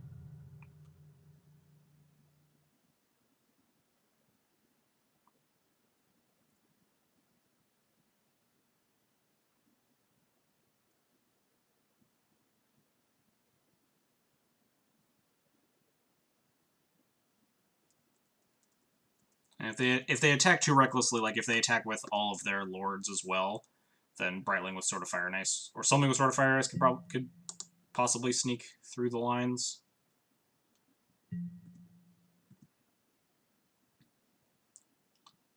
So like the worst draw here is, I didn't even expect Brainstorm to be in their deck, but okay. If you have any 2 damage plus the sword on the Wisp, you win. Yeah, the sword on the Wisp is 2 off lethal right now, so. Brainstorm is odd. Kind of didn't expect it to be in my opponent's deck. They might need like a critical mass of blue cards, just for like force of will, to survive against combo decks. This probably means that there's a Lord coming. Ooh, Harmonic, deal. Like that's all you have? You're just gonna shatter my Aether Vial? Sure, bud.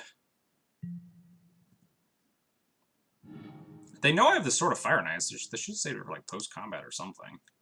There's no reason to play that now.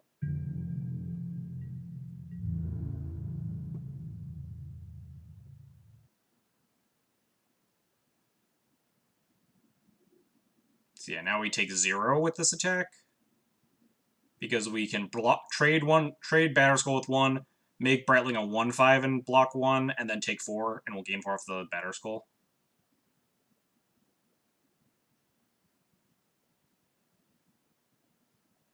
Oh, opponent getting frisky here, all of a sudden. This means they might just die, but not quite, I don't think.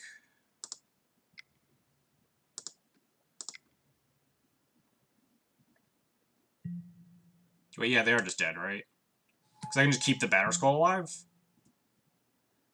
I can just lifelink 2/4, block both these guys, keep the Batterskull alive, and they lose. They have no cards in hand? Yeah, this is fine.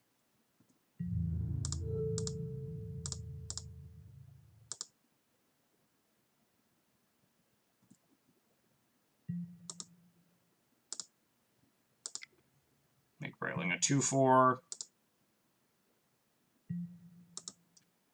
Give Brightling lifelink. Kill both their things.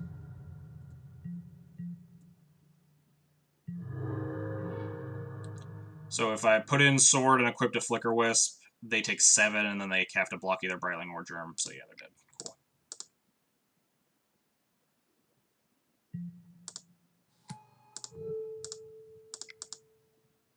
Yeah. Sick. Yeah, the opponent playing Harmonic Sliver pre-combat was a little bit sketchy. They have to know something's up, because I had 4 mana and I didn't just play equip the sword. So I think they have to assume that there's like a Batter Skull. Because otherwise I'm setting up 2-turn lethal if I get aggressive. Like, the alternative line was like, play equip sword the previous turn, attack with Flicker Wisp, set up lethal the following turn. And then, like, just use Brightling and Stoneforge, or I guess not Stoneforge, but use Brightling to try and just stay alive.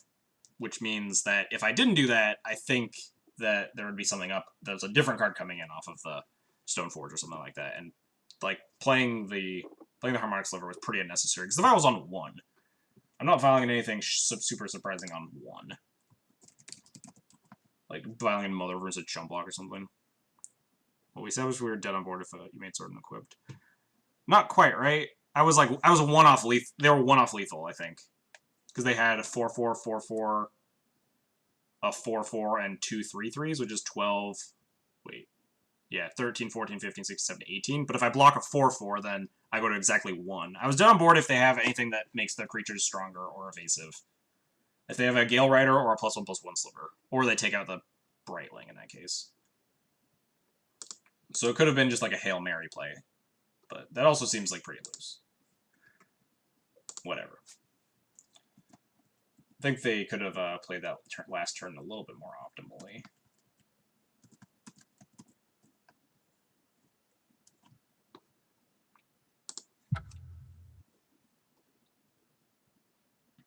Because if they had played to post-combat, they could kill the Batter Skull, and then...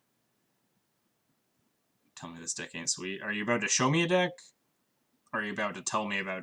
Are you just talking about how great Death and Taxes is? Because I feel like you're about to just show me a terrible deck. In the other case, playing the Harmonic pre... Yeah. Playing the Harmonic pre-combat was, like, pretty bad. Let me see this nonsense. Blue-White Navon. Dean of Iteration. Alright, hold up. I resent that statement. Good, I hope you do. Ugh. I hate double Caracas hands, but still seems pretty strong. We have, like, Plow, Thalia. If they're a Wasteland deck, we can get a Wasteland. Or on the draw. I think this hand's, like, fine. Not great, but fine. It's like mono blue Dean of it. Oh, it's like splashing white for exactly Reflector Mage and Path to Exile.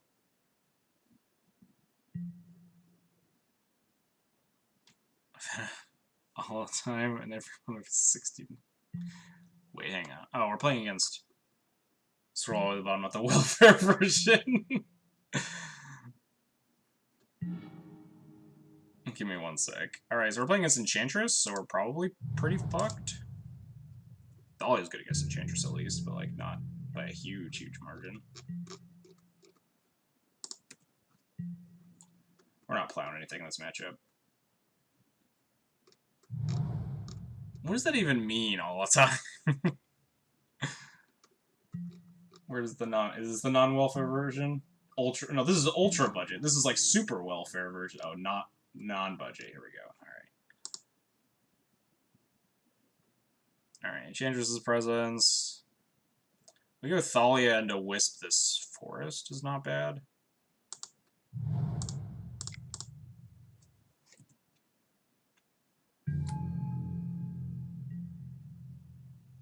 Let's go past the food stamps version, yeah. Alright, now we're playing like Restoration Angel and stuff. Alright, I can dig this. Oh man, they're equipping to different forests. What are you doing, opponent? Playing like a actual reasonable Magic player? You gotta go all in on this one Utopia Sprawl forest. Yuri's Guile, sure. Have to fucking blow up one of my own lands just to cast this Wisp. Plays another forest, sure. Doesn't even have like a non-basic to put these Utopia Sprawls on. Opponent's not being very nice. I guess the plan is just like hope Thalia and like Rishadan Port and Flicker Wisp are good enough here. which they almost assuredly are not. This matchup is not great.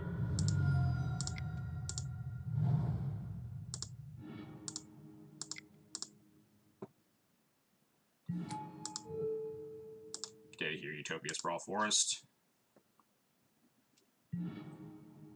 Maybe they'll play a non-basic next turn, and then we can wasteland that and port them, and then just go all the way with Thalia and Flicker Wisp. And no other cards. I want to Stoneforge for the pressure. I don't think I want to... like, the pressure does not matter. My opponent's going to crush me long before I can kill them with, like, Stoneforge and stuff. I need to trip them up a little bit. Enchantress is, like, horrifying. And Flicker Wisp is also pressure. Stoneforge is, like, pretty slow pressure because it ties up my mana for so long. They don't have relevant things to stop you from that don't get wisped. I mean... What do you mean? I want to save... Let's save your wisp for, like, elephant grass and stuff? I think I just want to, like, pump the brakes on what my opponent's doing. I mean, it does matter. It's not totally out of the question that they have stuff like that.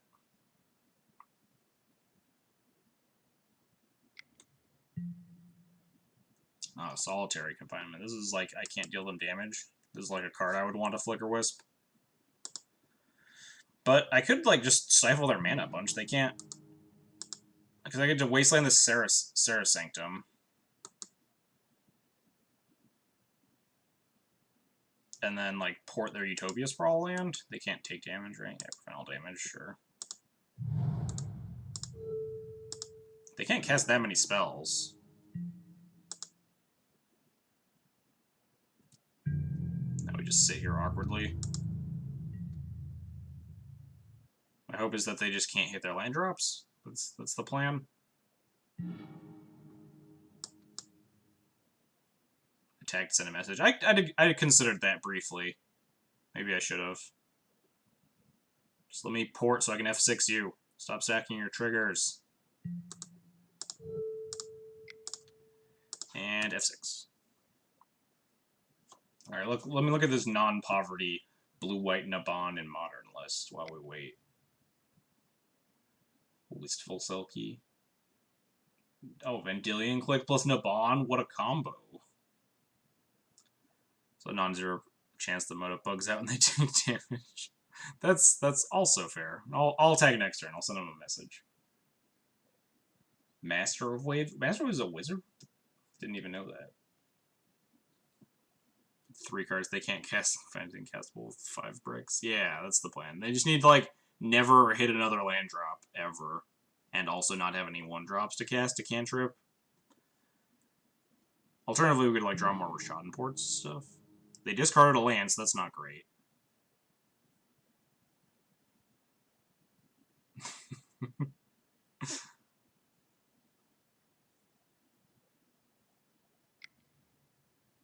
Play another Utopia Sprawl. Oh god. Oh, that's probably the cat stepping on the keyboard for Aisha 9. What'd they play? I wasn't even paying attention. They played another Mirror's Gale? Sure. Caracas? That's rude. Opponent, what are you doing? That is not a nice card to have. Ooh, we have Wasteland at least. Then we can replay our Thalia.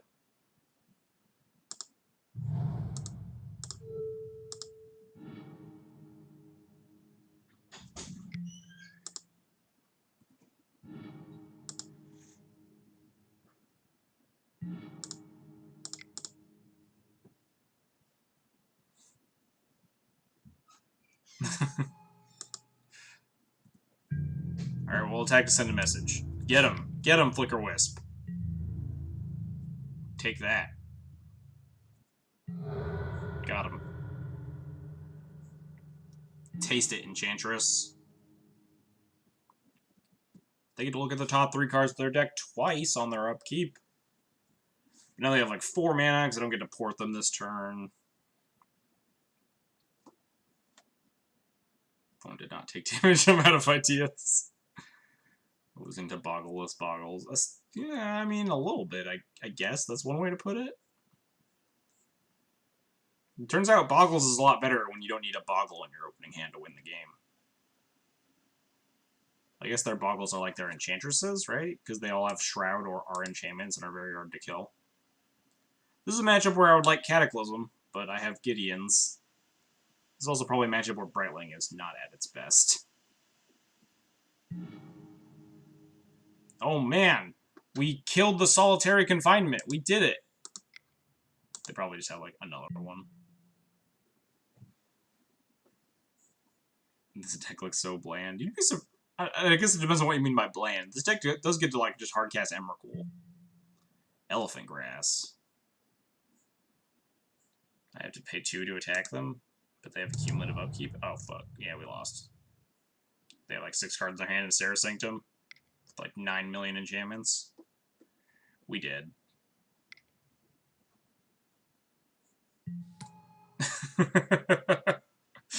That is a oddly specific note. Second Relic Order is great. Yeah, that would be good. I guess, so what's my plan? Exclusively not Containment Priest, Aethersworn Canonist and Relic Order is Deece. Pretty sure we're just like super dead now, unless we draw our 3rd Wasteland.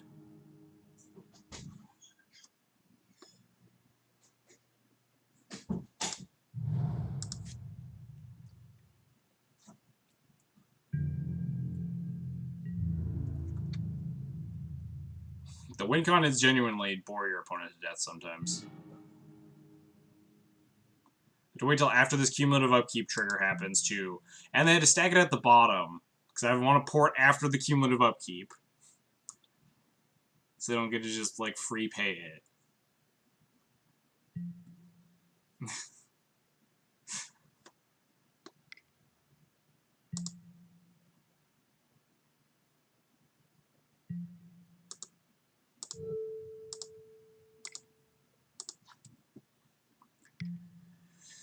Yeah.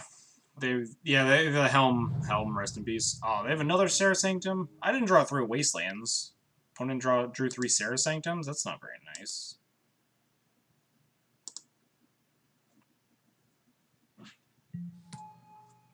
Is this Helm? Oh god, concede quick before they see my entire deck. Whew. Dodged a bullet there.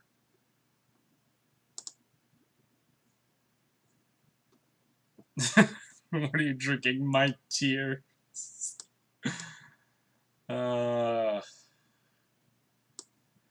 Ethersworns. Wow, I have like nothing for this. I guess not nothing. I have 6 cards for this matchup. Surgical is just horrible, right? There's like nothing. I got like Surgical Sarah Sanctums, Wasteland Surgical combo, but that seems like not a great plan.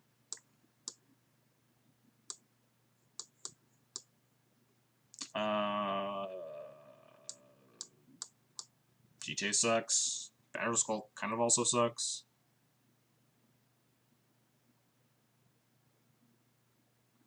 Save the. I don't think saving the Wisps would have like won me that game. Yeah, I cut Plows and Brightlings. I mean, Remorseful Cleric's like also terrible, but like not like Brightling's any better. Words of War. Is it Words of? I think Words of War, right? Words of War? Question mark. Oh, I probably should have. Oh nope. Magic was the first thing that came up. Next time you would draw a card this turn, you get to shock something instead. Alright, that's a card.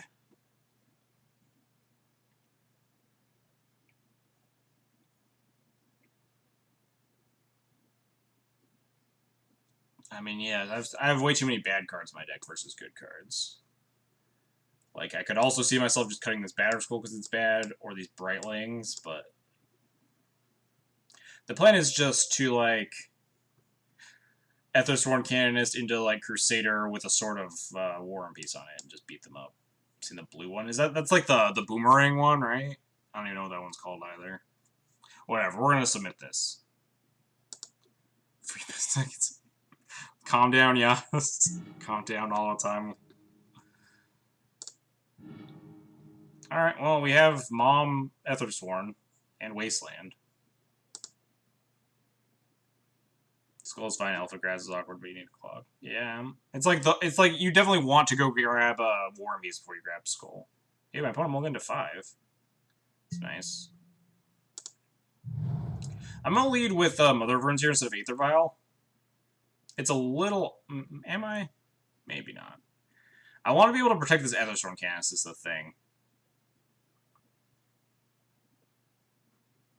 So if I Mother of Runes Aethersworn, I can protect it. But what are they going to do on turn 2? If they turn 1 have an enchantment and then turn 2 have land like O-ring it, then it's like really embarrassing.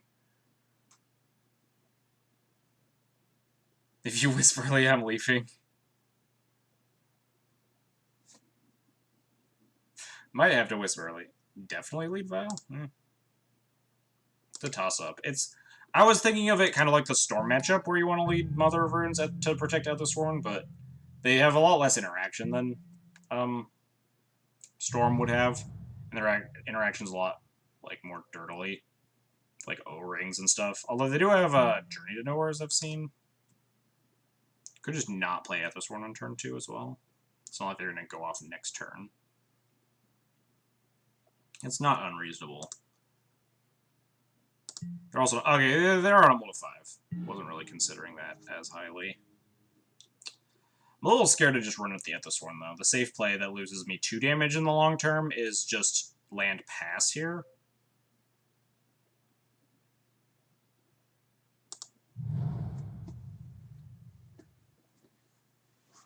I think the 2 damage is not worth it. Because this Aethersworn is basically the way I'm going to win. Like, the only way I'm going to win, basically. Jam the cannon. The answers are... There's also Journey to Nowhere, which I'm concerned about. I don't think 2 damage is worth, like, chancing it. It might come back to bite me. If they're if they're not dead by, like, 2 damage by the end of this game, then sue me.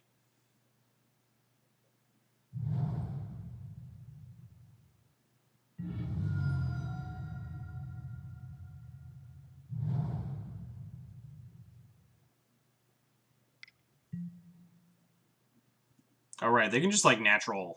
I didn't think about that. They could just, be helming me. But we could stall a turn with the Wisp.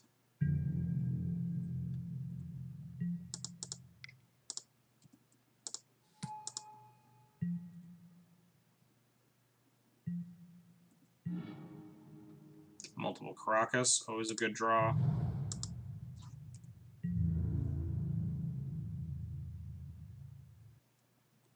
I can actually attack here, right? Yeah, because then as soon as I cast the first spell, I Vial and Aethersworn in response, and they can't kill it. Let's give him the 1.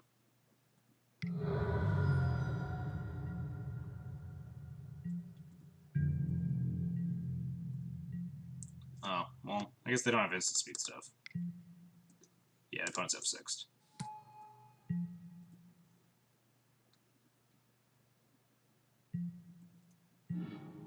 Alright, can I Flicker Wisdom at some point for pressure? Am I allowed to do that, Yaz?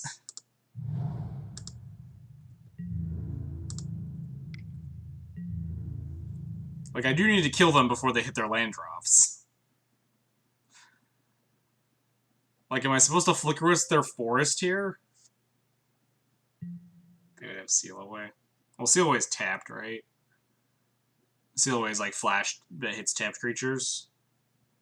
And then they have Journey into Nowhere, is what I've seen. If you want to pressure you to play to bear turn 2, no fear.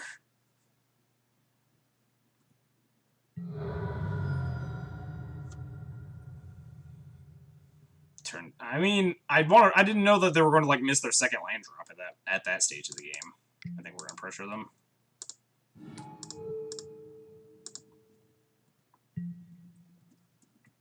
I'm be sad if they miss their land drop here, honestly. Well, I mean, I won't be sad, but I also will be sad because turn 2 pressure, like my blood pressure. In 7 weeks when the ban list comes out. If they just draw like a non-basic, so I can wasteland it. Or I draw like Mirran Crusader or Stoneforge Mystic, or that. It's a pretty good one to draw.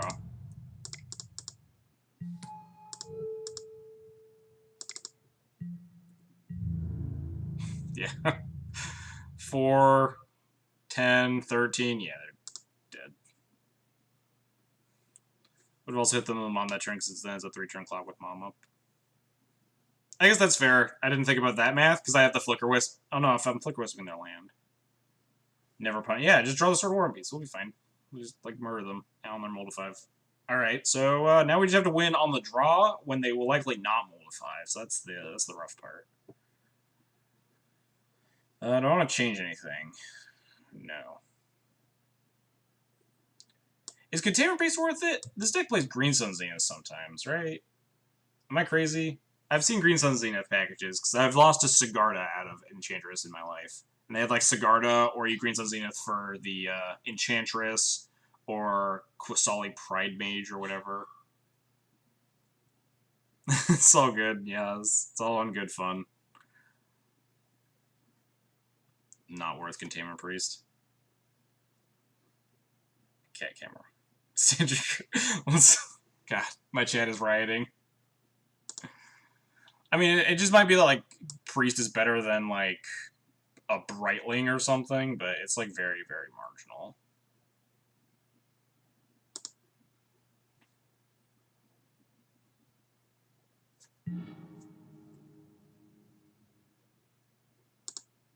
Not worth turning off my vials.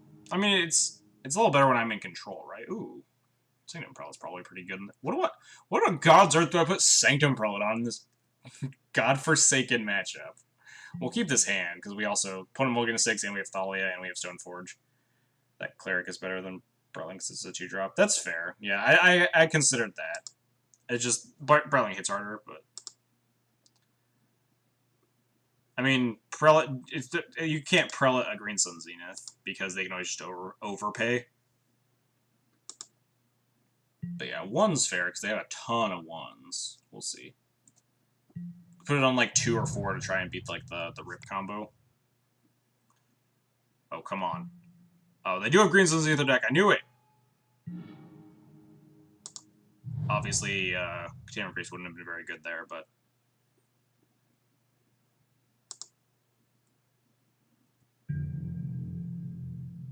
I really wanted them to Utopia Sprawl, but I don't think my opponent's that bad.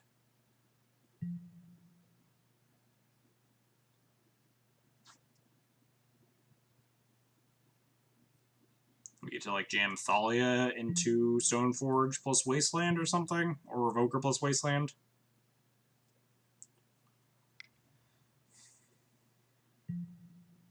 Yes! God, now I don't even know.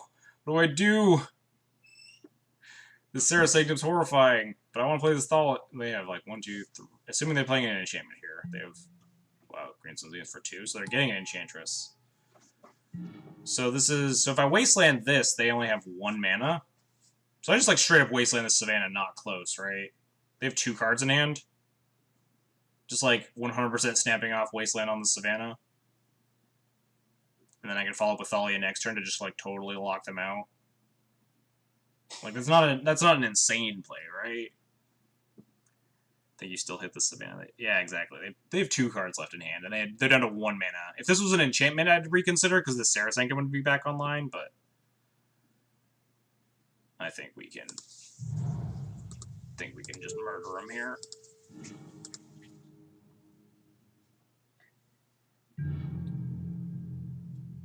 Hopefully they don't have exactly like Utopia Sprawl or Wild Growth. And even then, they'd have to put it on their Dryad Arbor. And then by then we can slow them down with Thalia. The beats, huh?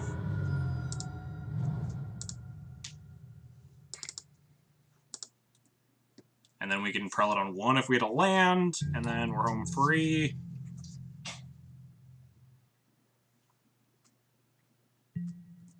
If we don't hit a land, we can just Stoneforge Restore to War and Peace to start to murder them.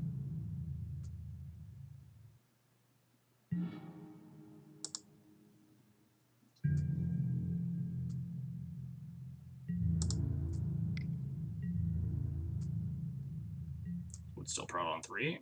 They're so far away from 3 mana, though. Like, they're never... How are they going to get to 3 mana?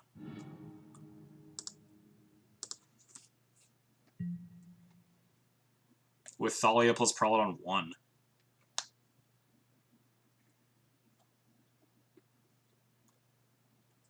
Putting it on 1 puts them off of... Yeah, exactly. Putting it on 1 prevents them from getting to 4 mana ever. Although, maybe not now. Might be too late because I missed the land drop. If they have, like, a fetch basic forest into pay 2 mana for a Utopia Sprawl, then I might put it on 3.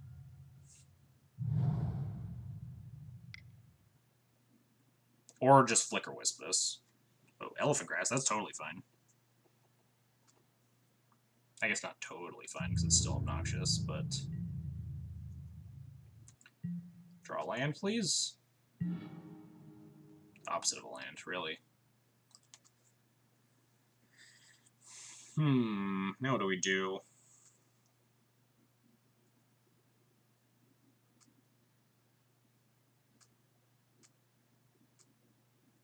Is it just like put in Sword of War and Peace? It's just so, because we're never getting it online is the issue. I could play a Revoker, but I can't revoke anything relevant. I could play a Mom, but that doesn't particularly matter, especially because we have backup Thalia if they like kill it. I think we're just passing just because we have nothing else to do, not because we want to put in the sword. I have 8 cards in hand, though. I should probably just put in the sword sorcery speed.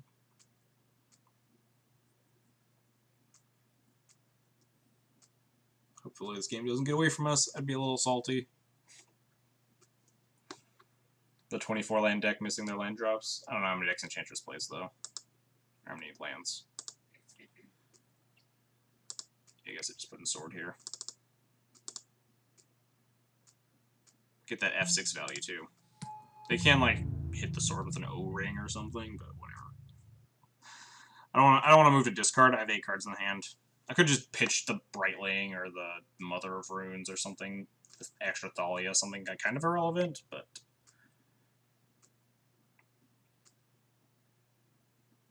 How did you buy your Brightlings? Yeah, I spent like the better part of a day and a half trying to get these Brightlings, like refreshing the GoBots page a bunch. Hitting multiple land drops, opponent, that's not fair. I haven't hit any, I haven't missed my land drops. Can we just draw Wasteland? So I can Wasteland their Sarah Sanctum? That'd be nice. Now they have Utopia Sprawl. Or like, at least land so I can Flicker Wisp that.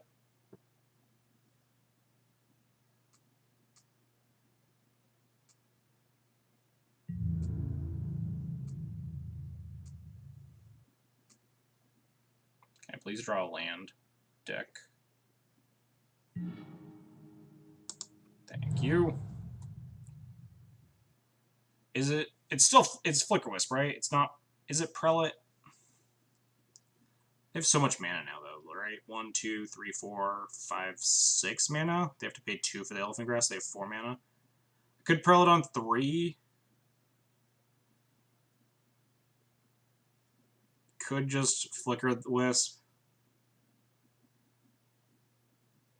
I still save Wisp. I have 2 Wisps! I don't need to save Wisp for anything! I'll cry. I want to kill this Utopia Sprawl! They have so much less mana if I kill the Utopia Sprawl. They'll have 1, 2, 3, 4 mana, and they have to put 2 points into the Elephant Grass to keep it alive. So they'll have 2 mana, and I'll have a Thalia in play to tax them. I'm pretty sure it's the Flicker Wisp, yeah. Yeah, it solves Presence, but, like, they can't even cast Presence if they want to keep their Elephant Grass alive. And if they don't keep the Elephant Grass alive, the Sarah Sanctum does nothing. So then they'd be down to, like... I guess they're down to 3 mana, then. You need multiple Wisps. I have multiple Wisps! I'm casting Flicker Wisp. I don't care what you say. I'm casting Flicker Wisp. Get out of here, Yaz.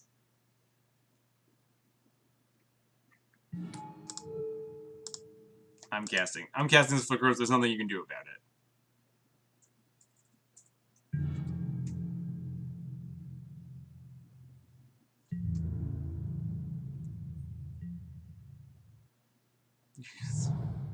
Turns them off of white mana unless they keep... Yeah. I'm pretty sure this is the actual play. If they keep grass, they have, like, 2 mana. If they don't keep grass, they have 3 mana, and their Sarah Sanctum's offline.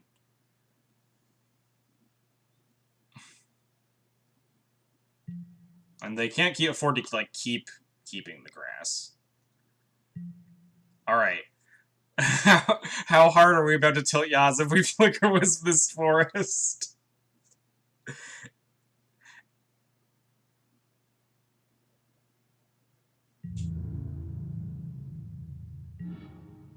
Oh, we have Rashad and Port. All right, I don't think we don't need to Flicker Wisp it now because we could port it, but it does cut them off of one more mana because I'm killing the Sarah Sanctum.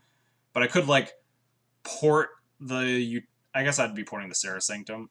It's still the same play. It's just like Flicker Wisp the Utopia's Pearl again. I think it is, honestly, especially because this port now shows up the Sarah Sanctum for the following turns. And we could just, like, the turn after that, I assume they have to let the Elephant Grass go, and we can, like, equip Flicker Wisp with the sword and start porting them. Alright. We're in it to win it now. Have to commit to a game plan, indeed. The game plan is stifle their mana.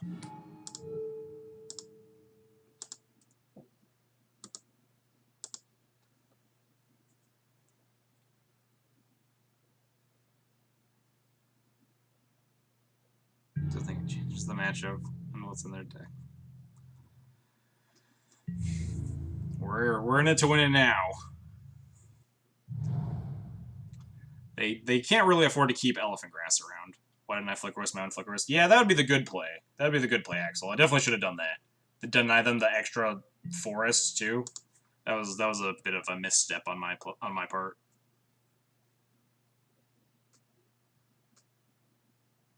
Hopefully it doesn't come back to like severely punish me. Let the Elephant Grass die.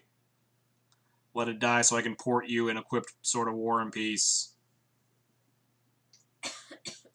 Yeah, 100% Axel. Definitely should have Flicker Wisp, Mountain Flicker Wisp just to like deny them this forest, but I messed up. They're keeping it around. So next turn, if we draw another land, we can also like Sanctum Prelate plus Port or something. If you think about it, it's all good. No problem. What do I want to do this next turn? Depends on if I draw the land. Because if I draw the land, ooh, playing out the second Sarah Sanctum, just like cast a 1-drop. That seems good for me. Maybe we'll draw third Flicker Wisp.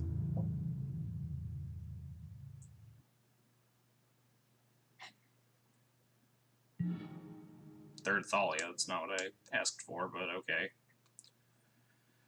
I could revoke something, but I don't think there's anything really to revoke. I'm probably just going to be porting this Sarah Sanctum post Elephant Grass trigger.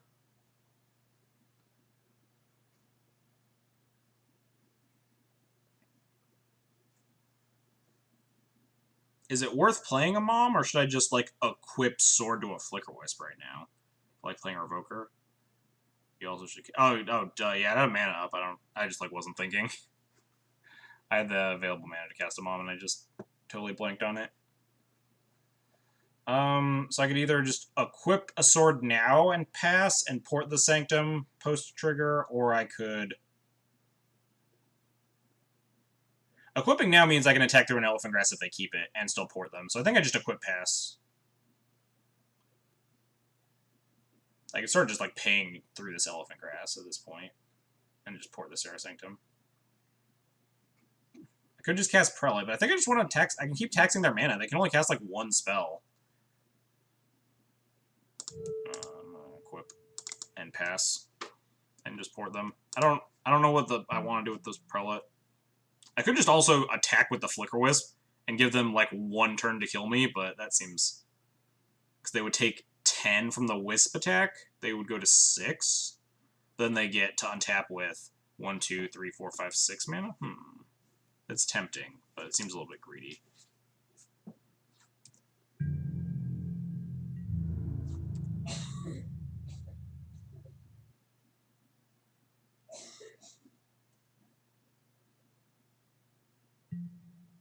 So let this cumulative upkeep trigger resolve first. Yeah, see if they pay first. Not going to port yet. They probably shouldn't keep it around. I will be stoked if they do. Oh, they are? Wow. Oh, okay, no, they let it die. Does that mean I port the Sarah Sanctum or the Wild Growth? I think it's the Wild Growth, just to keep them off of more mana. They both will tap for like 2 max. This gives them the ability to have white mana, but this takes off 2 mana from the get-go.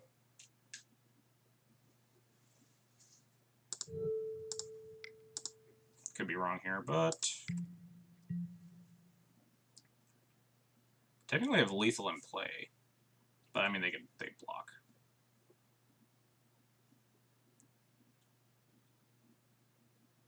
More mana or white mana. Yeah, I'm not concerned about white mana right now because they can't solitary me. Yeah, they can rest in peace me, sure. Are they trying to set up to, like, helm me next turn? Oh, they do have the land drop? I think they might be trying to set up to helm me next turn, so Revoker on Helm of Obedience might be the play. I have 10, 11, 12, 13, 14, 15, 16. I have actual lethal. I can force them to block with this Argothian Enchantress. Also, we just drew Wasteland. I think they're, like, very, very dead.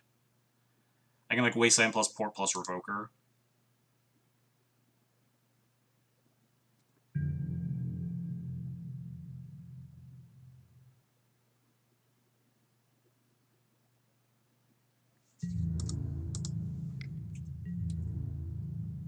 I think this means they have to chump with the Argothian Enchantress.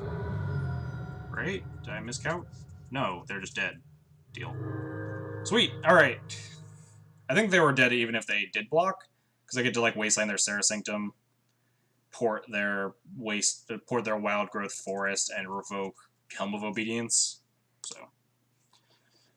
Ugh. That game took a lot of thinking.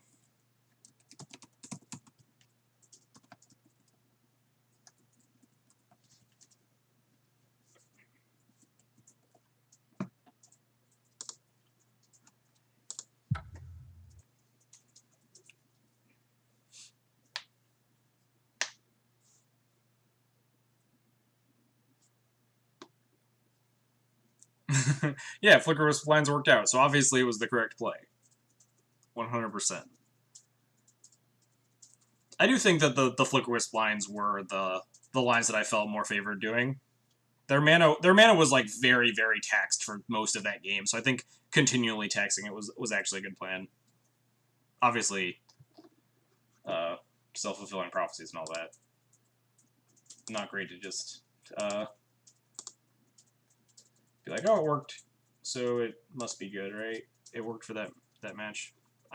Basic plans is being sarcastic, but what did we? Are we 3-0? Wow. We made it back to we got back to 50% win rate after our 2-5 yesterday. We're now 5-5.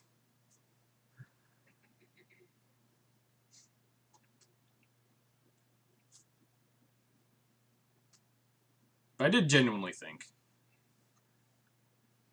Do you not have a cheer? I thought we had. Do these reset every 24 hours? I think they reset like every week. Resets in 6 days. Oh, does it reset like on a specific day? Not like 7. I guess that makes sense. It resets. There were a bunch of people cheering yesterday, but I guess the reset was today or something. It resets every week.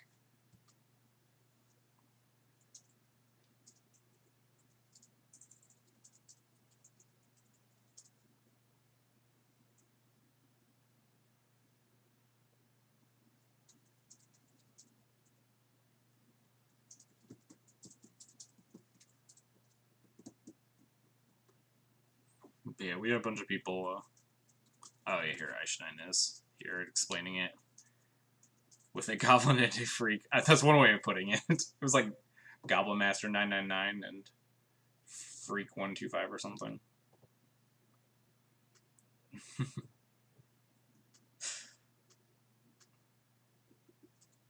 But yeah, I think did you end up winning that? Were you? Yes, I won. You were the cheerleader by 1 point. Yeah. You cheer again. You probably have extra. If you have 1 bit, you can become the cheerleader. Oh, there we go. Thanks, Eichstein, for the pride bits. You're now the cheerleader. I will be on the play. Hand is medium, but good enough.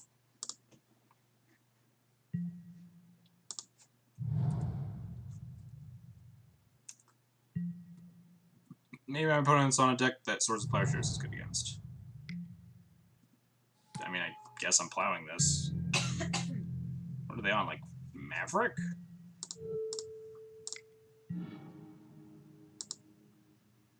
If the refrigerator doesn't play Parfait. Apparently they're not. They're on Maverick or something.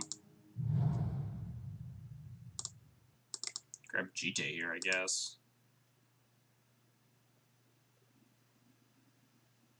Not 100% sure on this.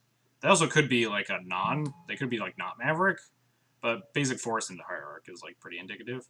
Infect. Yeah, Infect. I guess. Yeah, I was thinking Bant Stonebladed as well, but it could be Infect. Most of these cases, I want Jite. Some sort of weird Stoneblade list, I'd like sort of Fire and Ice, but basic forest makes me think that they're not on like some Bant Stoneblade thing, but they could be. I just happen to have the basic force in their opener right now, but I think Jite is better against. I'll hedge my bets. Throwing like Infect or Maverick, I'll be happy with Jite.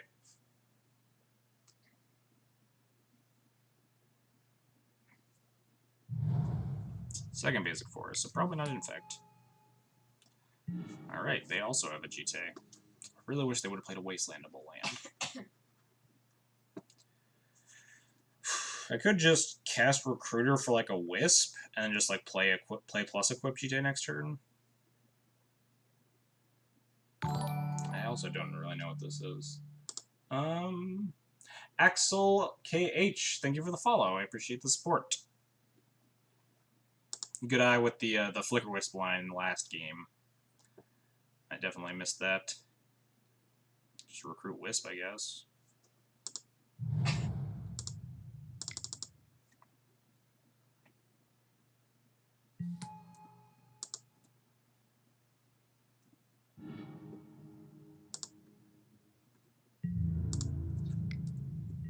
I don't know what I'm supposed to be expecting. Like, Maverick feels like they're not on... Like, the double basic forest no fetch land hand is a little odd.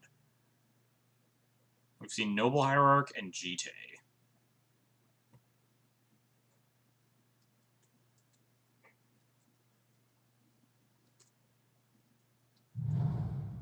Base land, sure.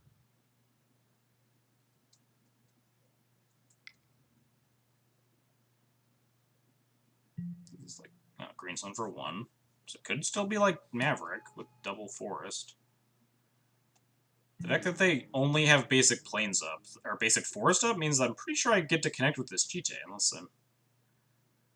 The death of the shaman, do you think Dead Guy Ale could be a thing? I mean, anything's possible. It's a Brave New World, but yeah, some of the lists did play Deathrite Shaman. I've seen, there was the Dead Guy variant that didn't play Deathrite. They played, like, Chromoxes to power out, like, turn 1 Bob or Stoneforge or Hymn to Turok.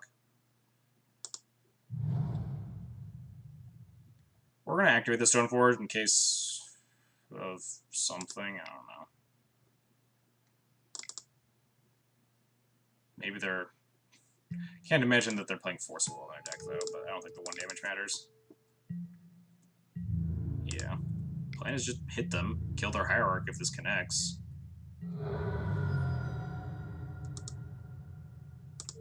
Alright, I don't know what their plan is. I don't know what their deck is, so...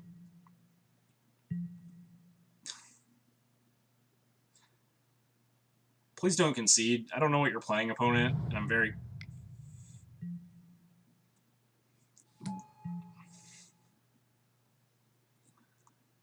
I'm sorry, what? What is going on here? My opponent's on, like, mono equipment. It's gotta be, like, Maverick, right? I've seen Maverick with, like, a depth stage that you can tutor with Knight, but this is, like, yeah, this is, like, a really bad Maverick draw, I would assume. We're gonna wasteland this depth so we don't just, like, randomly get savaged, but...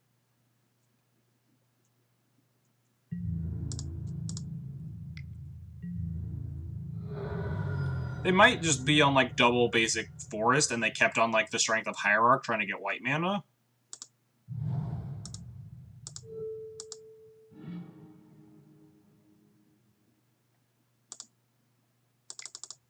We're just gonna Flicker Wisp my Recruiter. Just go get more Flicker Wisps.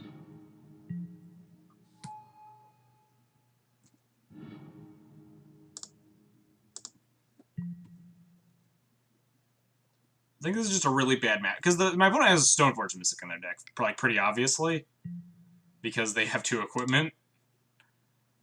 So I think they just like kept a basic forest heavy hand with Noble Hierarch, hoping to use Noble Hierarch for the white mana. That's why they like Green Sun for the Hierarch, in hopes that I wouldn't have the 4th land to connect with GT.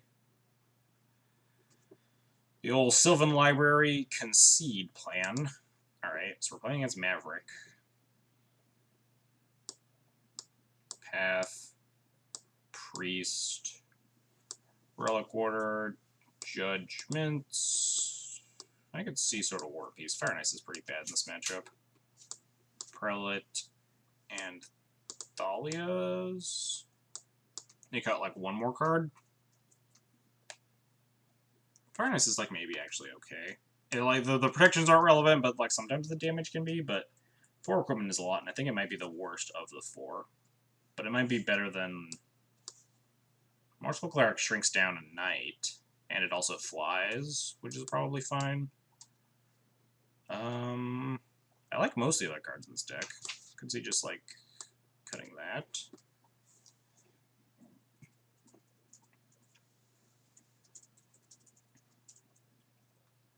I guess.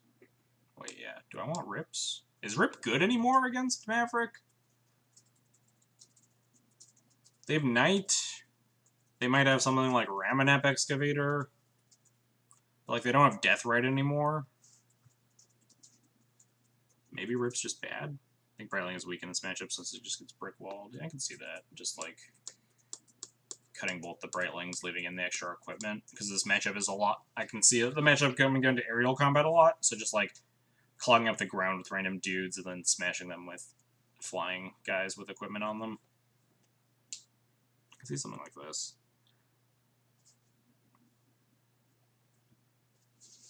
Yeah. I like this 60.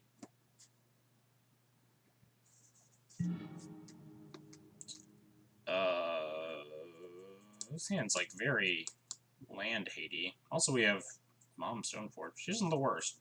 I think I'm gonna keep this. Could get like pretty horribly punished.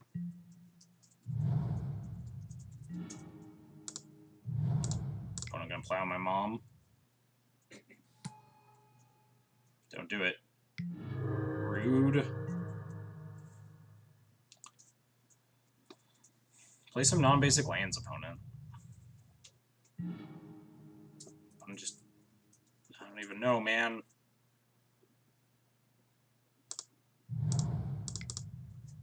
Stoneforge for GT. GT is a little bit loose because I literally don't have any other creature if they kill this one.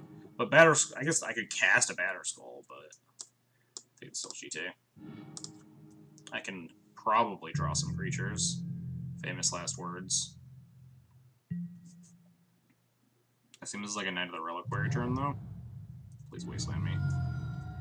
Don't cast a Knight! No! You're supposed to wasteland me! Dang it. Ooh, never mind, we're good. This hand went from kind of bad to really bad. It's okay, we drew Plow.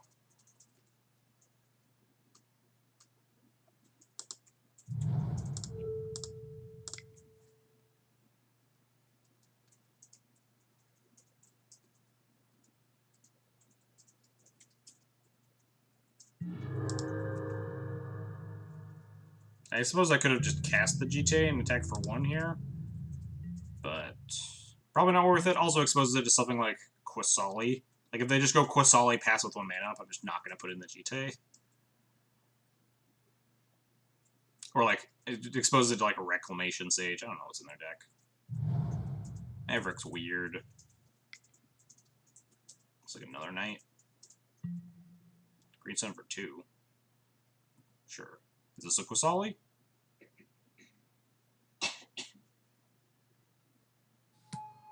So we can port this Horizon Canopy, untap, and play Equip GTA attack, right?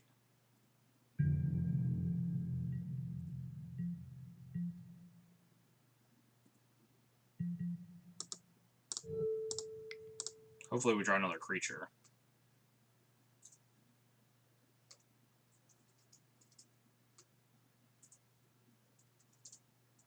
They're gonna kill my Stoneforge? Deal.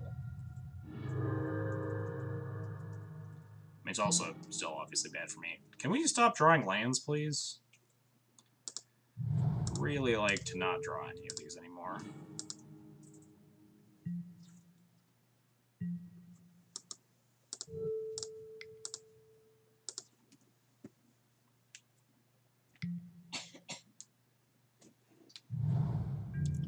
Depths, sure. This thing's gonna beat me up.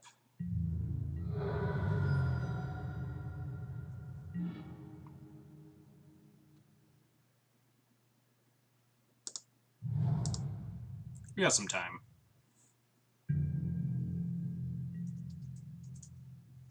Assume they're gonna wasteland one of these ports. Yep.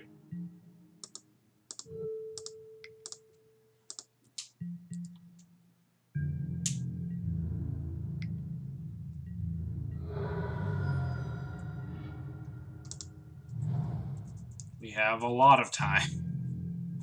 Got like 6 turns to draw something.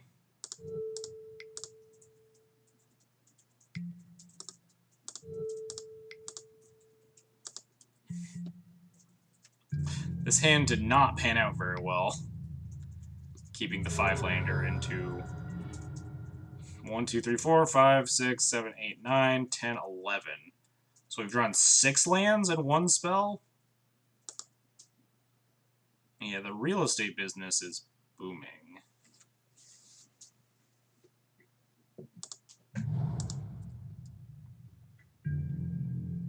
I guess I shouldn't have played Crocus. Exposes it to, like, killing it to Marrowlage me, but I think I have more pressing matters to attend to. Like this Qasali Pride Mage.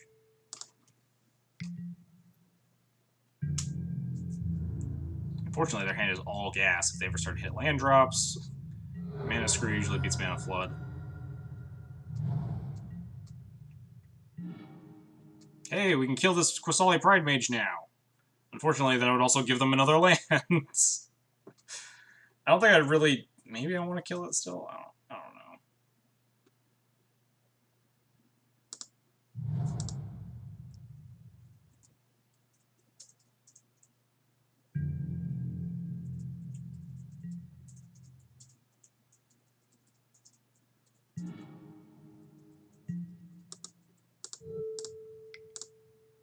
I think I have to kill it. I need to get this GTA online, right? So assuming I top deck a creature... Wouldn't... Yeah, I was thinking I don't kill it. Like, I can wait like at least another turn or something, try to find a creature so I can connect the GTA the following turn. So I want to keep them off of green as long as I can. Creature?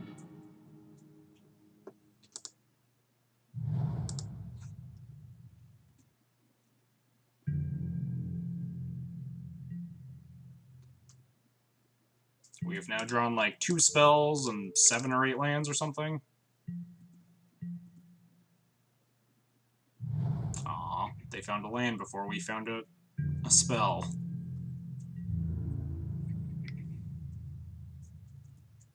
If they fetch Basic Forest, they might not actually be able to find a thing off the path. I don't know how many basics they play.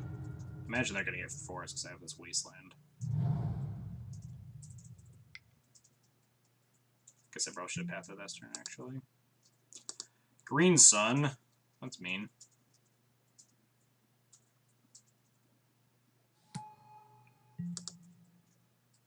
So that sets up lethal. So yeah, dude, just path this.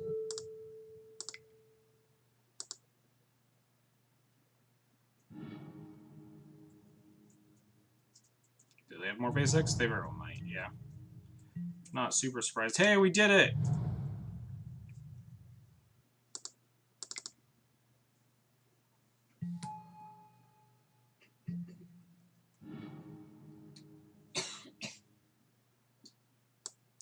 Might be sort of War and Peace plus Equip here, just to defend myself, like from Plow, since that's pretty likely in their hand.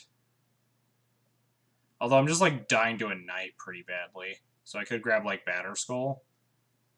Yeah, I can either hardcast Batterskull or play and equip Sword of War and Peace. I would not be surprised if they're sitting on like removal spells as the issue, but if they're sitting on Knights, then we could get bodied pretty hard. Could also, like, play and... Oh, no, they have white mana off the Hierarch. I was thinking about porting the Plains, but... Hard casting Battle Skull. I guess Battle Skull is like a recurable threat. Because I have infinite mana, so I just, like, pick it up and replay it every turn for the rest of the entire game. Due to my infinite mana. Battle Skull also can play offense and defense. Against something like a Knight of the Reliquary versus Stoneforge Mystic with a sword on it could not. Knight's a 1, 2, 3, 4, 5, 7, 7. So I actually couldn't kill it if I attack into it with a germ.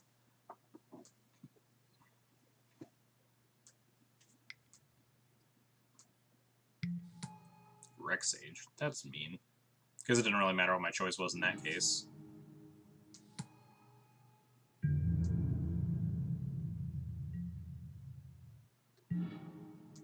Flicker Wisp. Do I just attack here?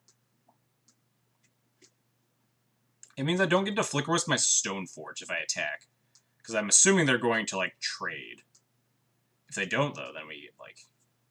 If they trade, I get to kill all their stuff, and then, like, just Wisp nothing. But I think I just want to get GTA triggers online. Alternatively, I could play Wisp and equip GTA to it, but then I'm trading off Wisp for their stuff, and I also could potentially die. I like the Suicide Stoneforge plan more. Yeah, I would enjoy killing all their stuff. That'd be pretty nice.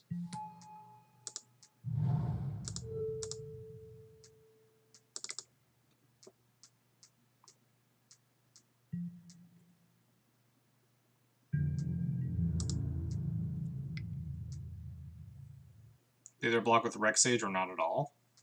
If they block with Rex Sage, all their stuff dies. Oh yeah, they can have white mana there. But we're not dead. But it also means we can't equip GTA to my Wisp. I didn't think about that.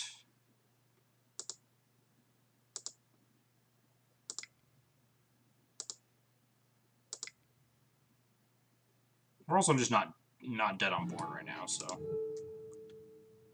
doesn't matter terribly. But we are, like, pretty far behind here. I mentioned during the time when we drew 900 lands that Mana Screw typically beats Mana Flood because all you're drawing is action. Eventually, if you draw, like, one land like the opponent did, suddenly your whole hand becomes unlocked. Versus I need to draw, like, running threats. They cast 3... Yeah, they've cast 3 Plows. Oh, man. They're casting a Gideon, and now they're making me trade.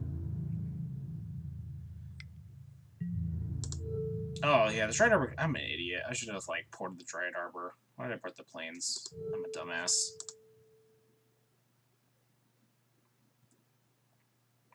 That's on me.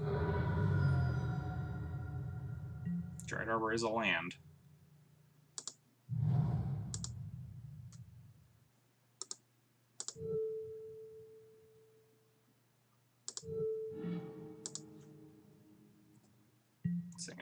It's a 2-turn clock now. Yeah, I'm an idiot. I might have been able to turn this game around if I had just ported the Dryad Arbor. I was kind of playing on autopilot a little bit. Porting in Gideon seems a little bit loose. Don't think it's particularly strong in this matchup.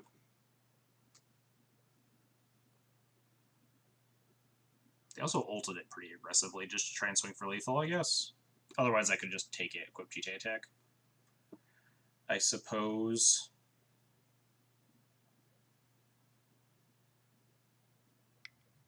It seems just like kind of unnecessary. Like, it doesn't do the things you want. It is a grindy matchup, but it's not what like this game is about.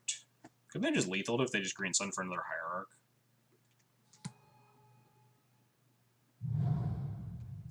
14 lands. How many is that? I wonder if that's actually 1, 2, 3, 4, 5, 6, 7.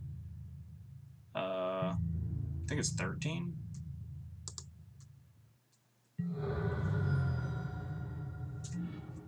Got him. Take that. They have They actually just have lethal still. Because the hierarch.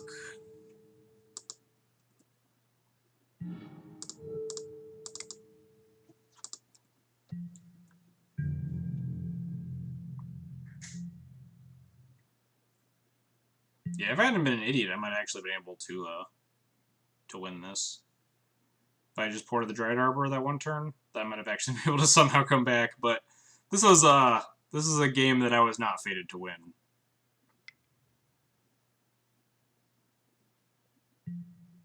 Green Sun, another Green Sun for 3? Sure.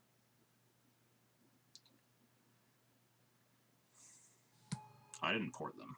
Oh well. I am literally dead. They just turn both their creatures sideways. I will lose. The Wisp was a Thalia, you'd still be fine. No, they have a Caracas. And I don't know, like, I wouldn't be fine. I'd still be, like, very much behind here. Why are you crack? I'm literally dead. Just let damage have an opponent.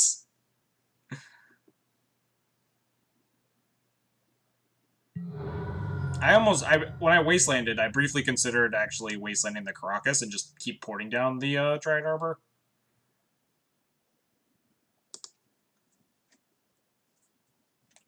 Just to, like, if I chop deck Thalia for that exact instance. Don't complain. I don't even know how much was left on the clocks. If that's even, like, worth taking into account. No, I'm going to 16 minutes. They're not gonna time out. This hand is good enough. I'm not happy about it. At least we have a Batterskull. We have a Stoneforge in the hand for the Batterskull. But we can, like, Stoneforge for GT here. And have a Remorseful Cleric to put a GT on, fly over things, or Flicker Wisp. Could go like Stoneforge into Flicker the Stoneforge, just have a bunch of equipment, have a lot of options.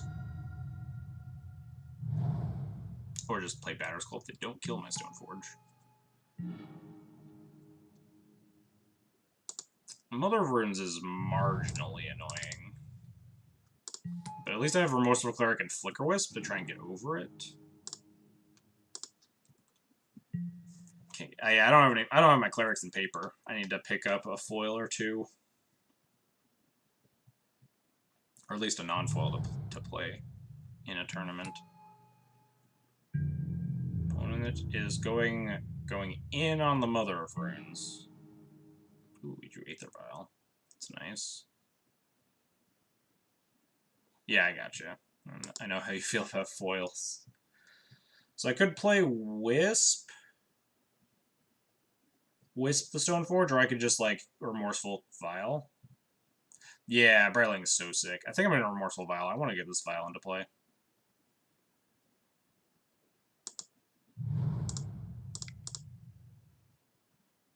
Unfortunately, with this Wasteland, if they choose to use it, I can't play an equipped GT next turn. Could technically attack with the Stoneforge there. Trade Stoneforge for Mother of Runes, but they just take the one, but I don't know if that's worth it. Guess it is literally free. Potentially, yeah, that's what it is. I briefly mentioned. Wow, wastelanding me and then playing a land that doesn't tap for mana is kind of aggressive. I could kill a mom because one of them has Summoning Sickness. Oh yeah, that's how. Wait, yeah, that is how that works. Could have attacked before I cast a spell, and then they probably just don't block, right?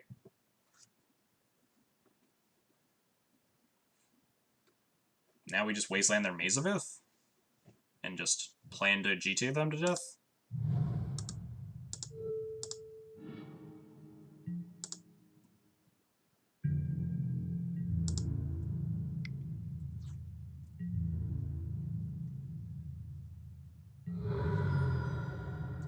So we can hold up Containment Priest on the off chance they go, like, Green Source into Green Sun Zenith.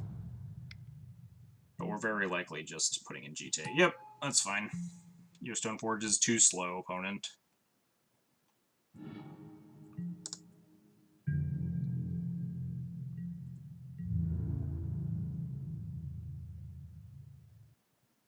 They just concede. They're just like, oh, yep, they get GT Online and I lose. Sweet. Maverick. We have 2-1 yet again.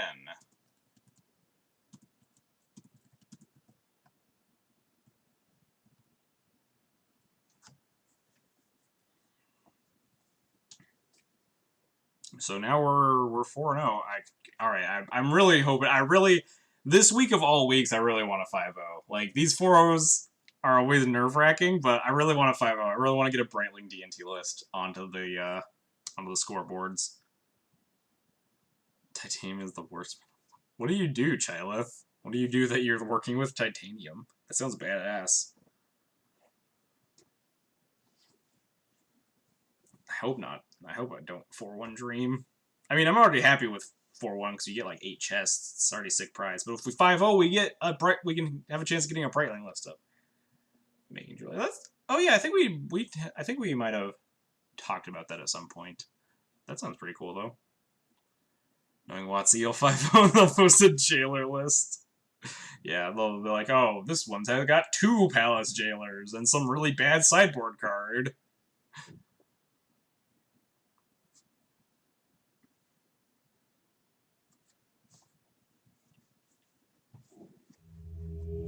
Alright.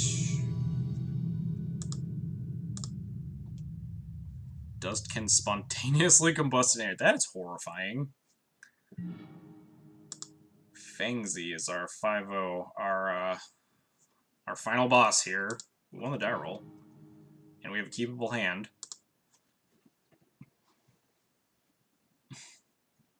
I've never had the displeasure of working with titanium. Titanium dust fire. Yeah, I'll look into that later. Alright. Hopefully my opponent is not playing like Storm. Something that doesn't care about my hand here.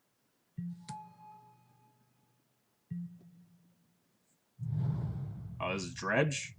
This is still a gun to my mouth moment, right?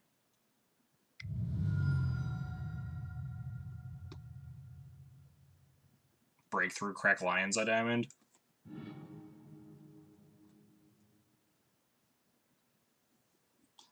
Why did my Dredge opponents draw, like, the nuts every... And they have a Faithless Looting in their yard? What on earth is this bullshit? Why do my Dredge opponents always have, like, the nuttiest hands? What is this garbage?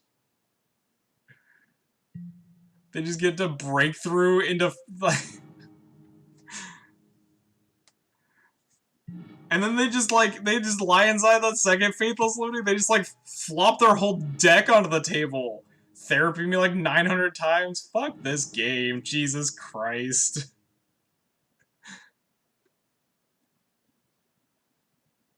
I try not to get salty, but, like, sometimes you were just, like, not destined to win.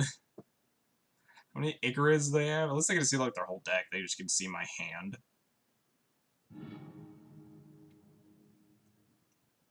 What do they name? Swords? Sure, whatever. Icarid. Like, Dread Return me? Do they have a big Dread Returner yet? I know, they're just gonna, like, mill some more. They've milled their entire deck! They have 8 cards left! They have a big guy to reanimate yet? Is it really in their last 8 cards?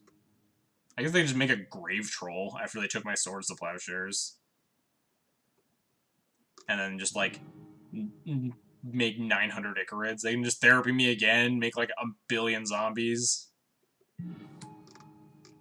Dread Return? Yeah, sure, whatever. Whatever, opponent. I'm not mad. Say one Icarid. I've seen, like, the normal, even the Mana Dredge list play, like, a fatty or something, but they didn't even need it. They didn't even Dread Return the Grave Troll. They're just like, yeah, go fuck yourself.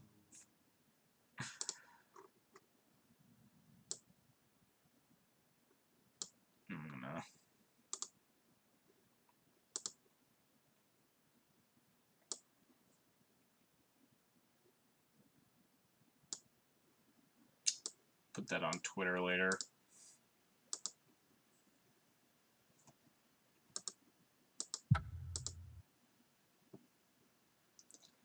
Alright, this is a pretty tough final boss. I'll give him that. Time to just not get nut drawn. Games 2 and 3.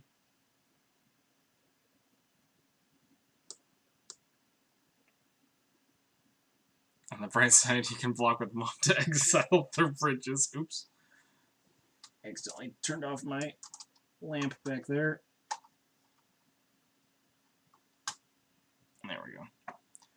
Yeah, bringing paths. On the bright side, Brightling can blow up Bridge from Blows if you have 3 mana.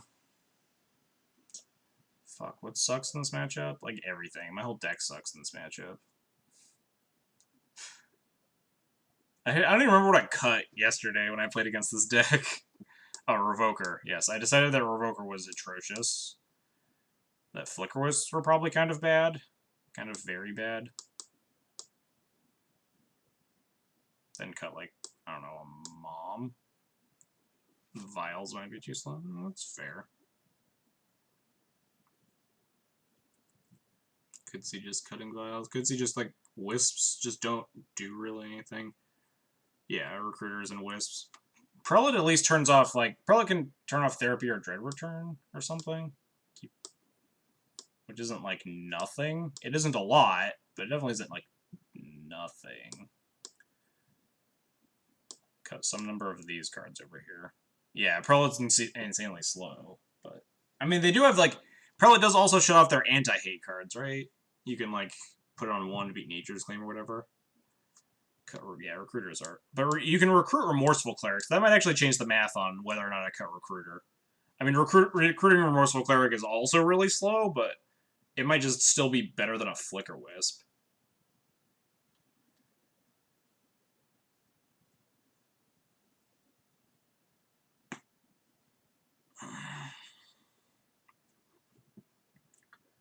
Wisp can at least eat a token and get through GT. Fair. Let's see, doing like... Yeah. I think that's the thing I just did. Oh no, I needed to cut 1 more card, Chylith. So I think I cut 2 Wisps, but I just did the thing that you said. So I think I'm fine with this. Could see maybe like cutting Stoneforge, actually. Like shaving it. But I'll just submit like that, whatever. Like the 4th Stoneforge might be worse than the 1st, whatever. Alright, I'll just draw hate cards all the time. Alright, deal. I'm in. No, I have 2 recruiters. I have 2 recruiters in the deck. No, I have 2 recruiters. I cut them both. I just needed to cut 5 cards. Yeah, no. I'm playing 2 recruiters, don't worry. Alright, let's just not get, like, nut drawn here. Please just, like, have a normal Dredge hand. Please. This is a Faithful City. I'm gonna jump off a bridge.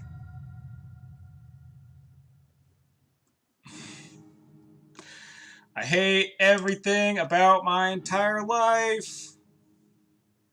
Why is my life the actual worst? Don't worry, they hit the Cabal Therapy too.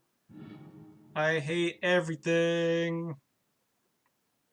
This is complete garbage. I hate everything about everyone. Fuck this game. Fuck Magic. I'm done. I quit. I'm out. The stream is canceled. Fuck all of you. God damn it. Name's a Mindbreak Trap? What? Just so they can cast... Do we have a chance? If they don't hit another Therapy? Please don't hit another Therapy. Oh, they hit another Therapy, don't worry. 2 cards down, they hit the other Therapy.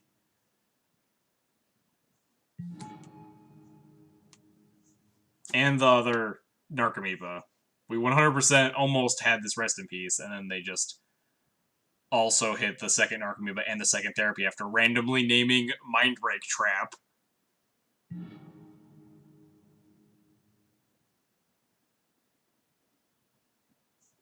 God, I'm so mad. Let's just draw the second Rest in Peace, please.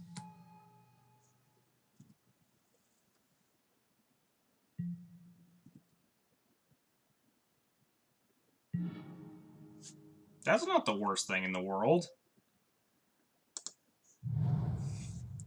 Hold on. Hold on. I may have been getting extremely salty a little bit too early here. There's hope.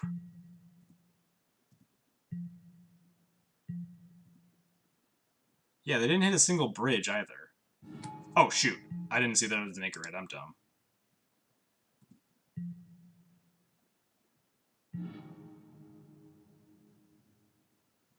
They have a bridge here, so now yeah, that was a... I'm an idiot, but... I might just end up, like, plow plus pathing now. What did they dredge?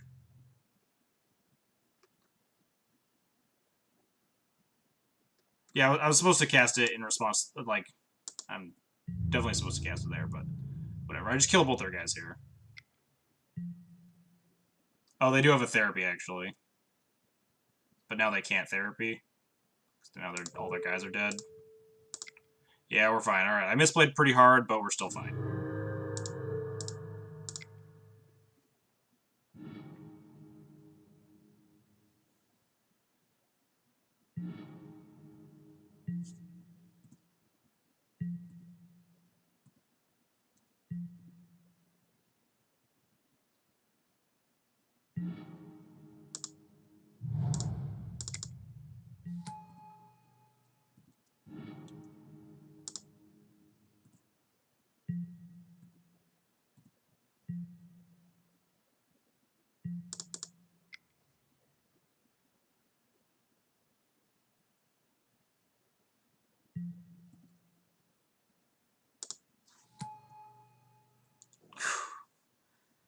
Alright, I think we got this.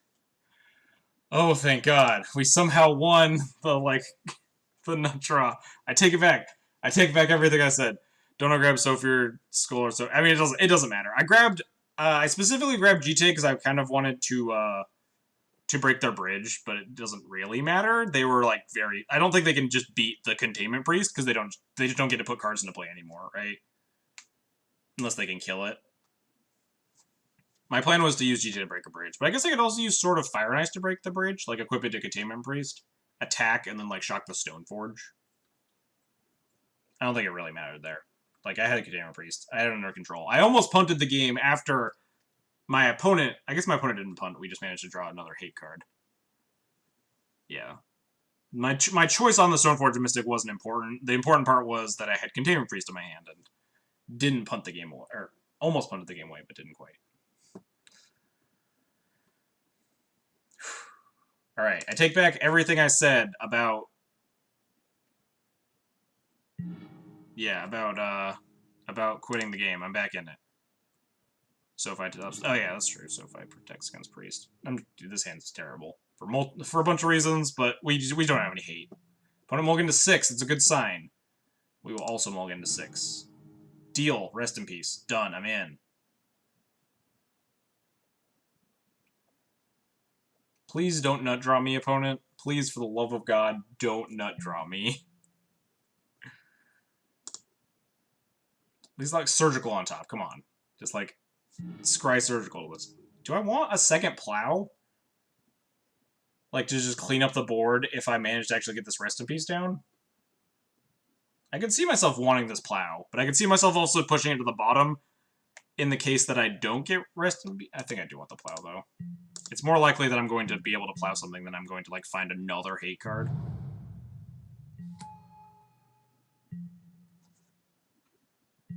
Oh, thank God. They don't have a spell to cast. Holy crap. We're alive.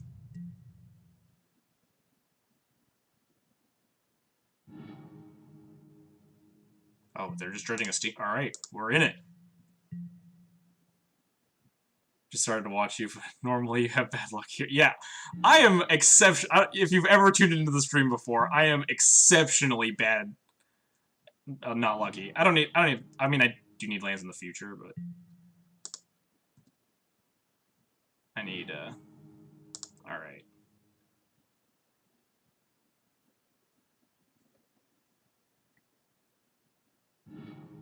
Maybe they won't name Rest in Peace like they didn't last time.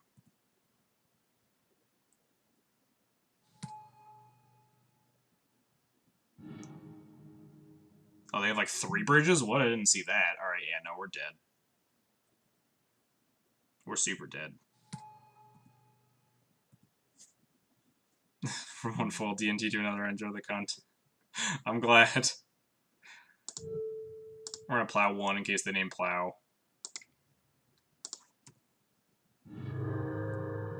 But they will likely name rest in peace if they're any ounce of good. They might, like, name something else first and then therapy me again, naming the rest in peace after they see it. No, they just name rest in peace. They maybe name Stoneforge Mystic. Let's just top deck another rest in peace, please. Or a Containment Priest. We got like 2 draws in the deck, 2 out of 53. Yeah, they have second therapy. We're super boned, but...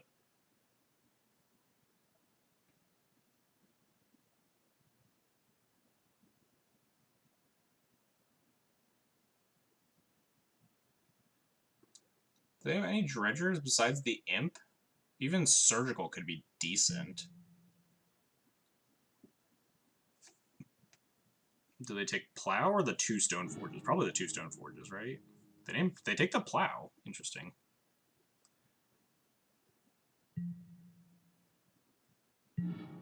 So now we like 9,000% go get this Batterskull. Although I do want to break their 3 bridges.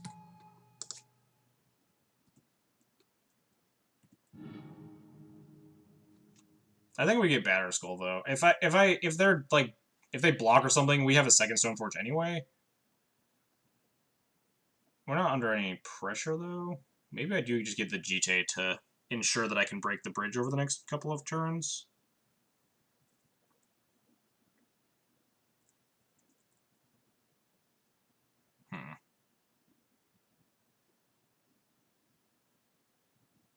Yeah, obviously, I don't think they're going to attack. I don't think they're that bad.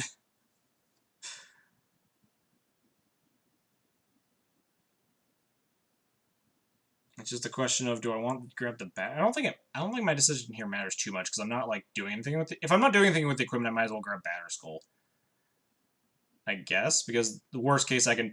No, because then if I don't hit land 4, I can't like play Equip GTA in the same turn. You get the Batterskull. Yeah, Batterskull might keep me alive, I guess, but they have so many bridge from belows. I don't think Batterskull's gonna be in it to win it.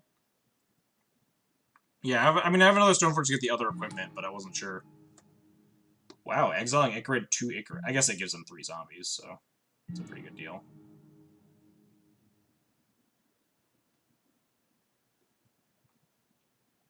They hit a troll. They're just gonna let the Icarid explode to get a bunch of zombies.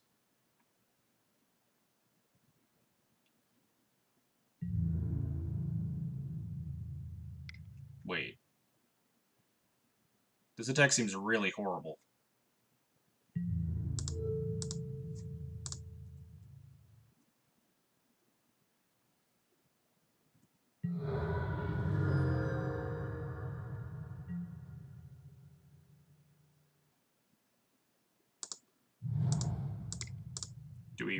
Do we win now?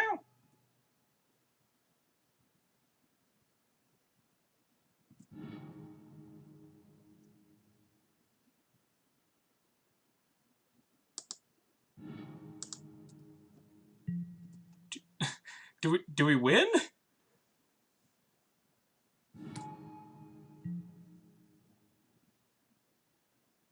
They got an Archimedes. They have a Dread Return. They can make a big something. They got their 4th bridge here. So they can make a zombie out of their Icarid, but we have Batterskull? I will not take back what I said about snap. I mean, I snap blocked. I just imagined my opponent wasn't going to make the play that they did.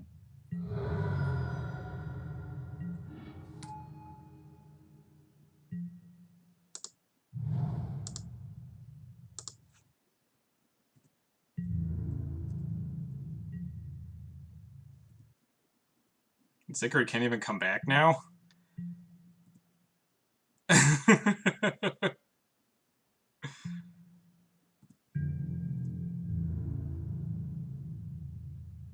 Attack for 1 with Narcomoeba. Yeah, Flickering Land was, like, pretty reasonable.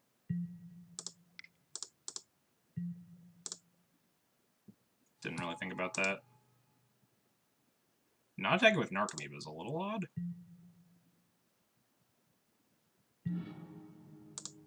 Oh, nope, don't want to cast that.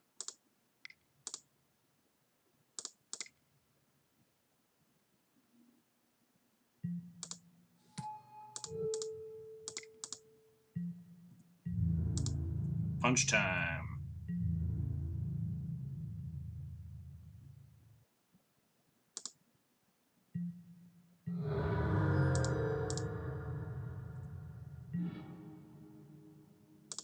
Oh, can even path something too? Keep them off of, like, Dread Return if we need to?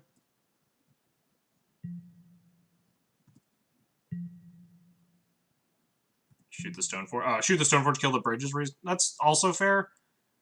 I don't think it matters too much anymore. Yeah, they just, like, can't win.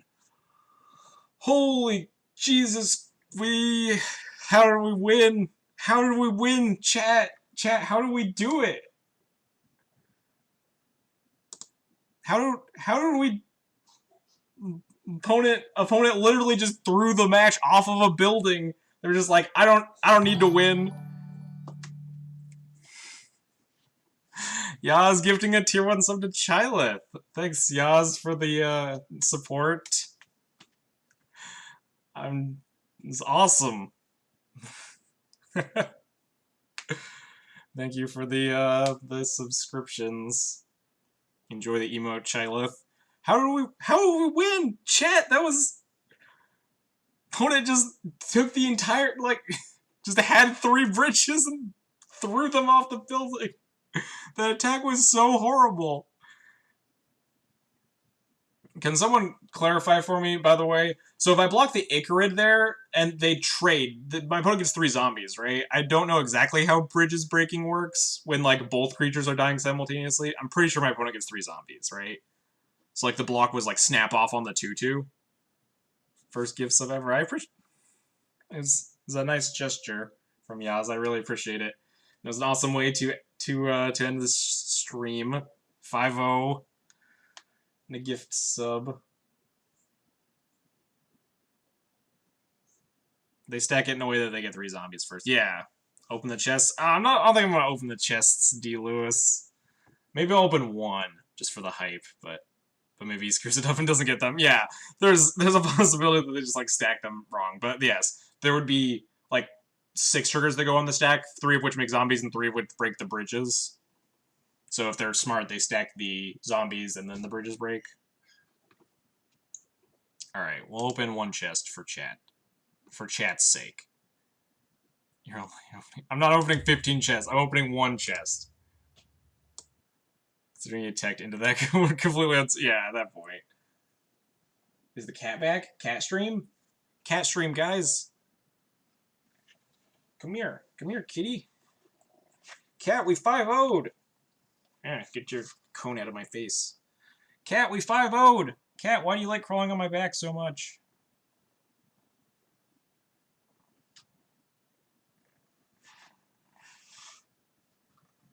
Cat, we 5-0'd. We did it.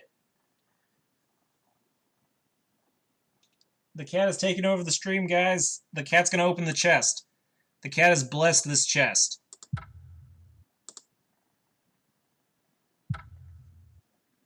Cat, you really suck at blessing chests. This chest is garbage. Oh god, and now you're stepping on the keys and knocked my glasses off. Oh god. Cat, he's dredging bad attacks. Cat, you really suck at opening chests. This chest is horrible. Bad chest, don't open a better one. Thank god the cat didn't, like, step on the key to open all chests and, like, toss all my magic cards in the dumpster. Ah, oh, jeez. Come into the cam. Show off the cat. No, the cat's just gonna, like, step on me and then sell all the chests. I'll carry her from the... Alright, we'll open 1 more chest. Alright, you have to give your blessing on this chest, though. You're the lucky one. Do you give your blessing on this chest? I do. All right. All right. We've got this chest blessed. You suck at opening chests too. I'm never opening any more chests on this channel. Get out of here, guys. You guys are losing me a bunch of money. You guys lost me $5 there. Garbage. I kid. You guys are awesome. That was a super fun stream. Hello, Kitty. All right, I need to record that last match and give my end of stream spiel. Oh, so get out of here, guys. No, you guys aren't pushing me to open any more chests. Get out of here.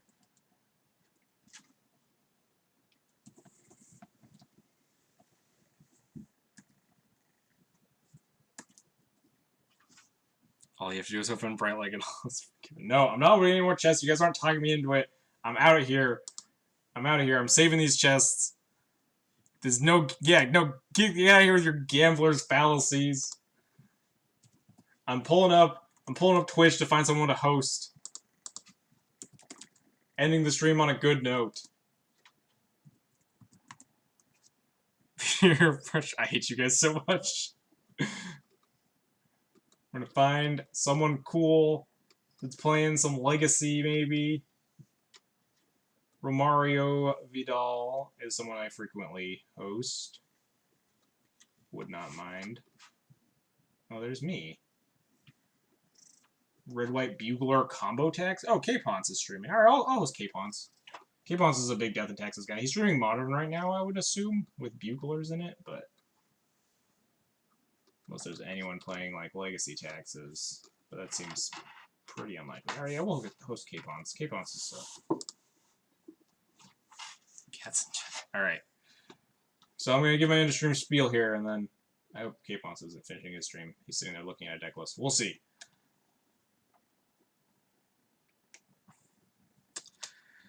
All right, so thanks everyone for coming and hanging out today. We managed to get the elusive 5-0, which I'm really so excited about. You can put the... You don't have to have the cat on the stream anymore. Just ship me your 2 foil Brightwings, please. Not anymore. We've unquit. I take back everything I said from Game 2, where I said I was quitting Magic and selling all my cards and throwing my computer off a building or something. I take back everything I said, because we 5-0'd. My dredge opponent did not win. I was just really salty that they had, like, nutter openings every time. Drawing, like, land LED. Anyway. Thank you all for coming. Hope you enjoyed the content. There'll be more cats in the future, yes. If you really like the content, you want to see more of it, you can hit the follow button. Costs you totally nothing, helps you find my content, and helps you know when I'm going live. The other things you can do are subscribe or donate. Subscriptions get you an awesome Thalia emote. And donations, I'd be more than happy to run Death and Taxes lists that you want to see. If you want to see a certain card, certain color splash, certain format, or whatever. And last but not least, you can follow me on Twitter or subscribe on YouTube. Follow me on Twitter. I post when I'm going live on Twitter every time. And on YouTube, I post archives of my streams right after they go up. So if you miss a stream, you want to see something, you're bored at work, you can watch the streams on YouTube, or the old streams on YouTube. Anyhow, that's going to wrap it up here for me. We're going to now host K-Ponce MTG, a avid Death and Taxes streamer. So thank you all for coming. Glad we 5-0'd. Thanks for the help. Those of you in chat that were helping me with pretty useful suggestions some of the time. And I'll see you all tomorrow with some more Legacy Taxes. We're going to be playing a lot of Legacy all week because of the unbans and stuff. Anyway, I've been rambling on for far too long, so I'll catch you guys all later. Bye-bye.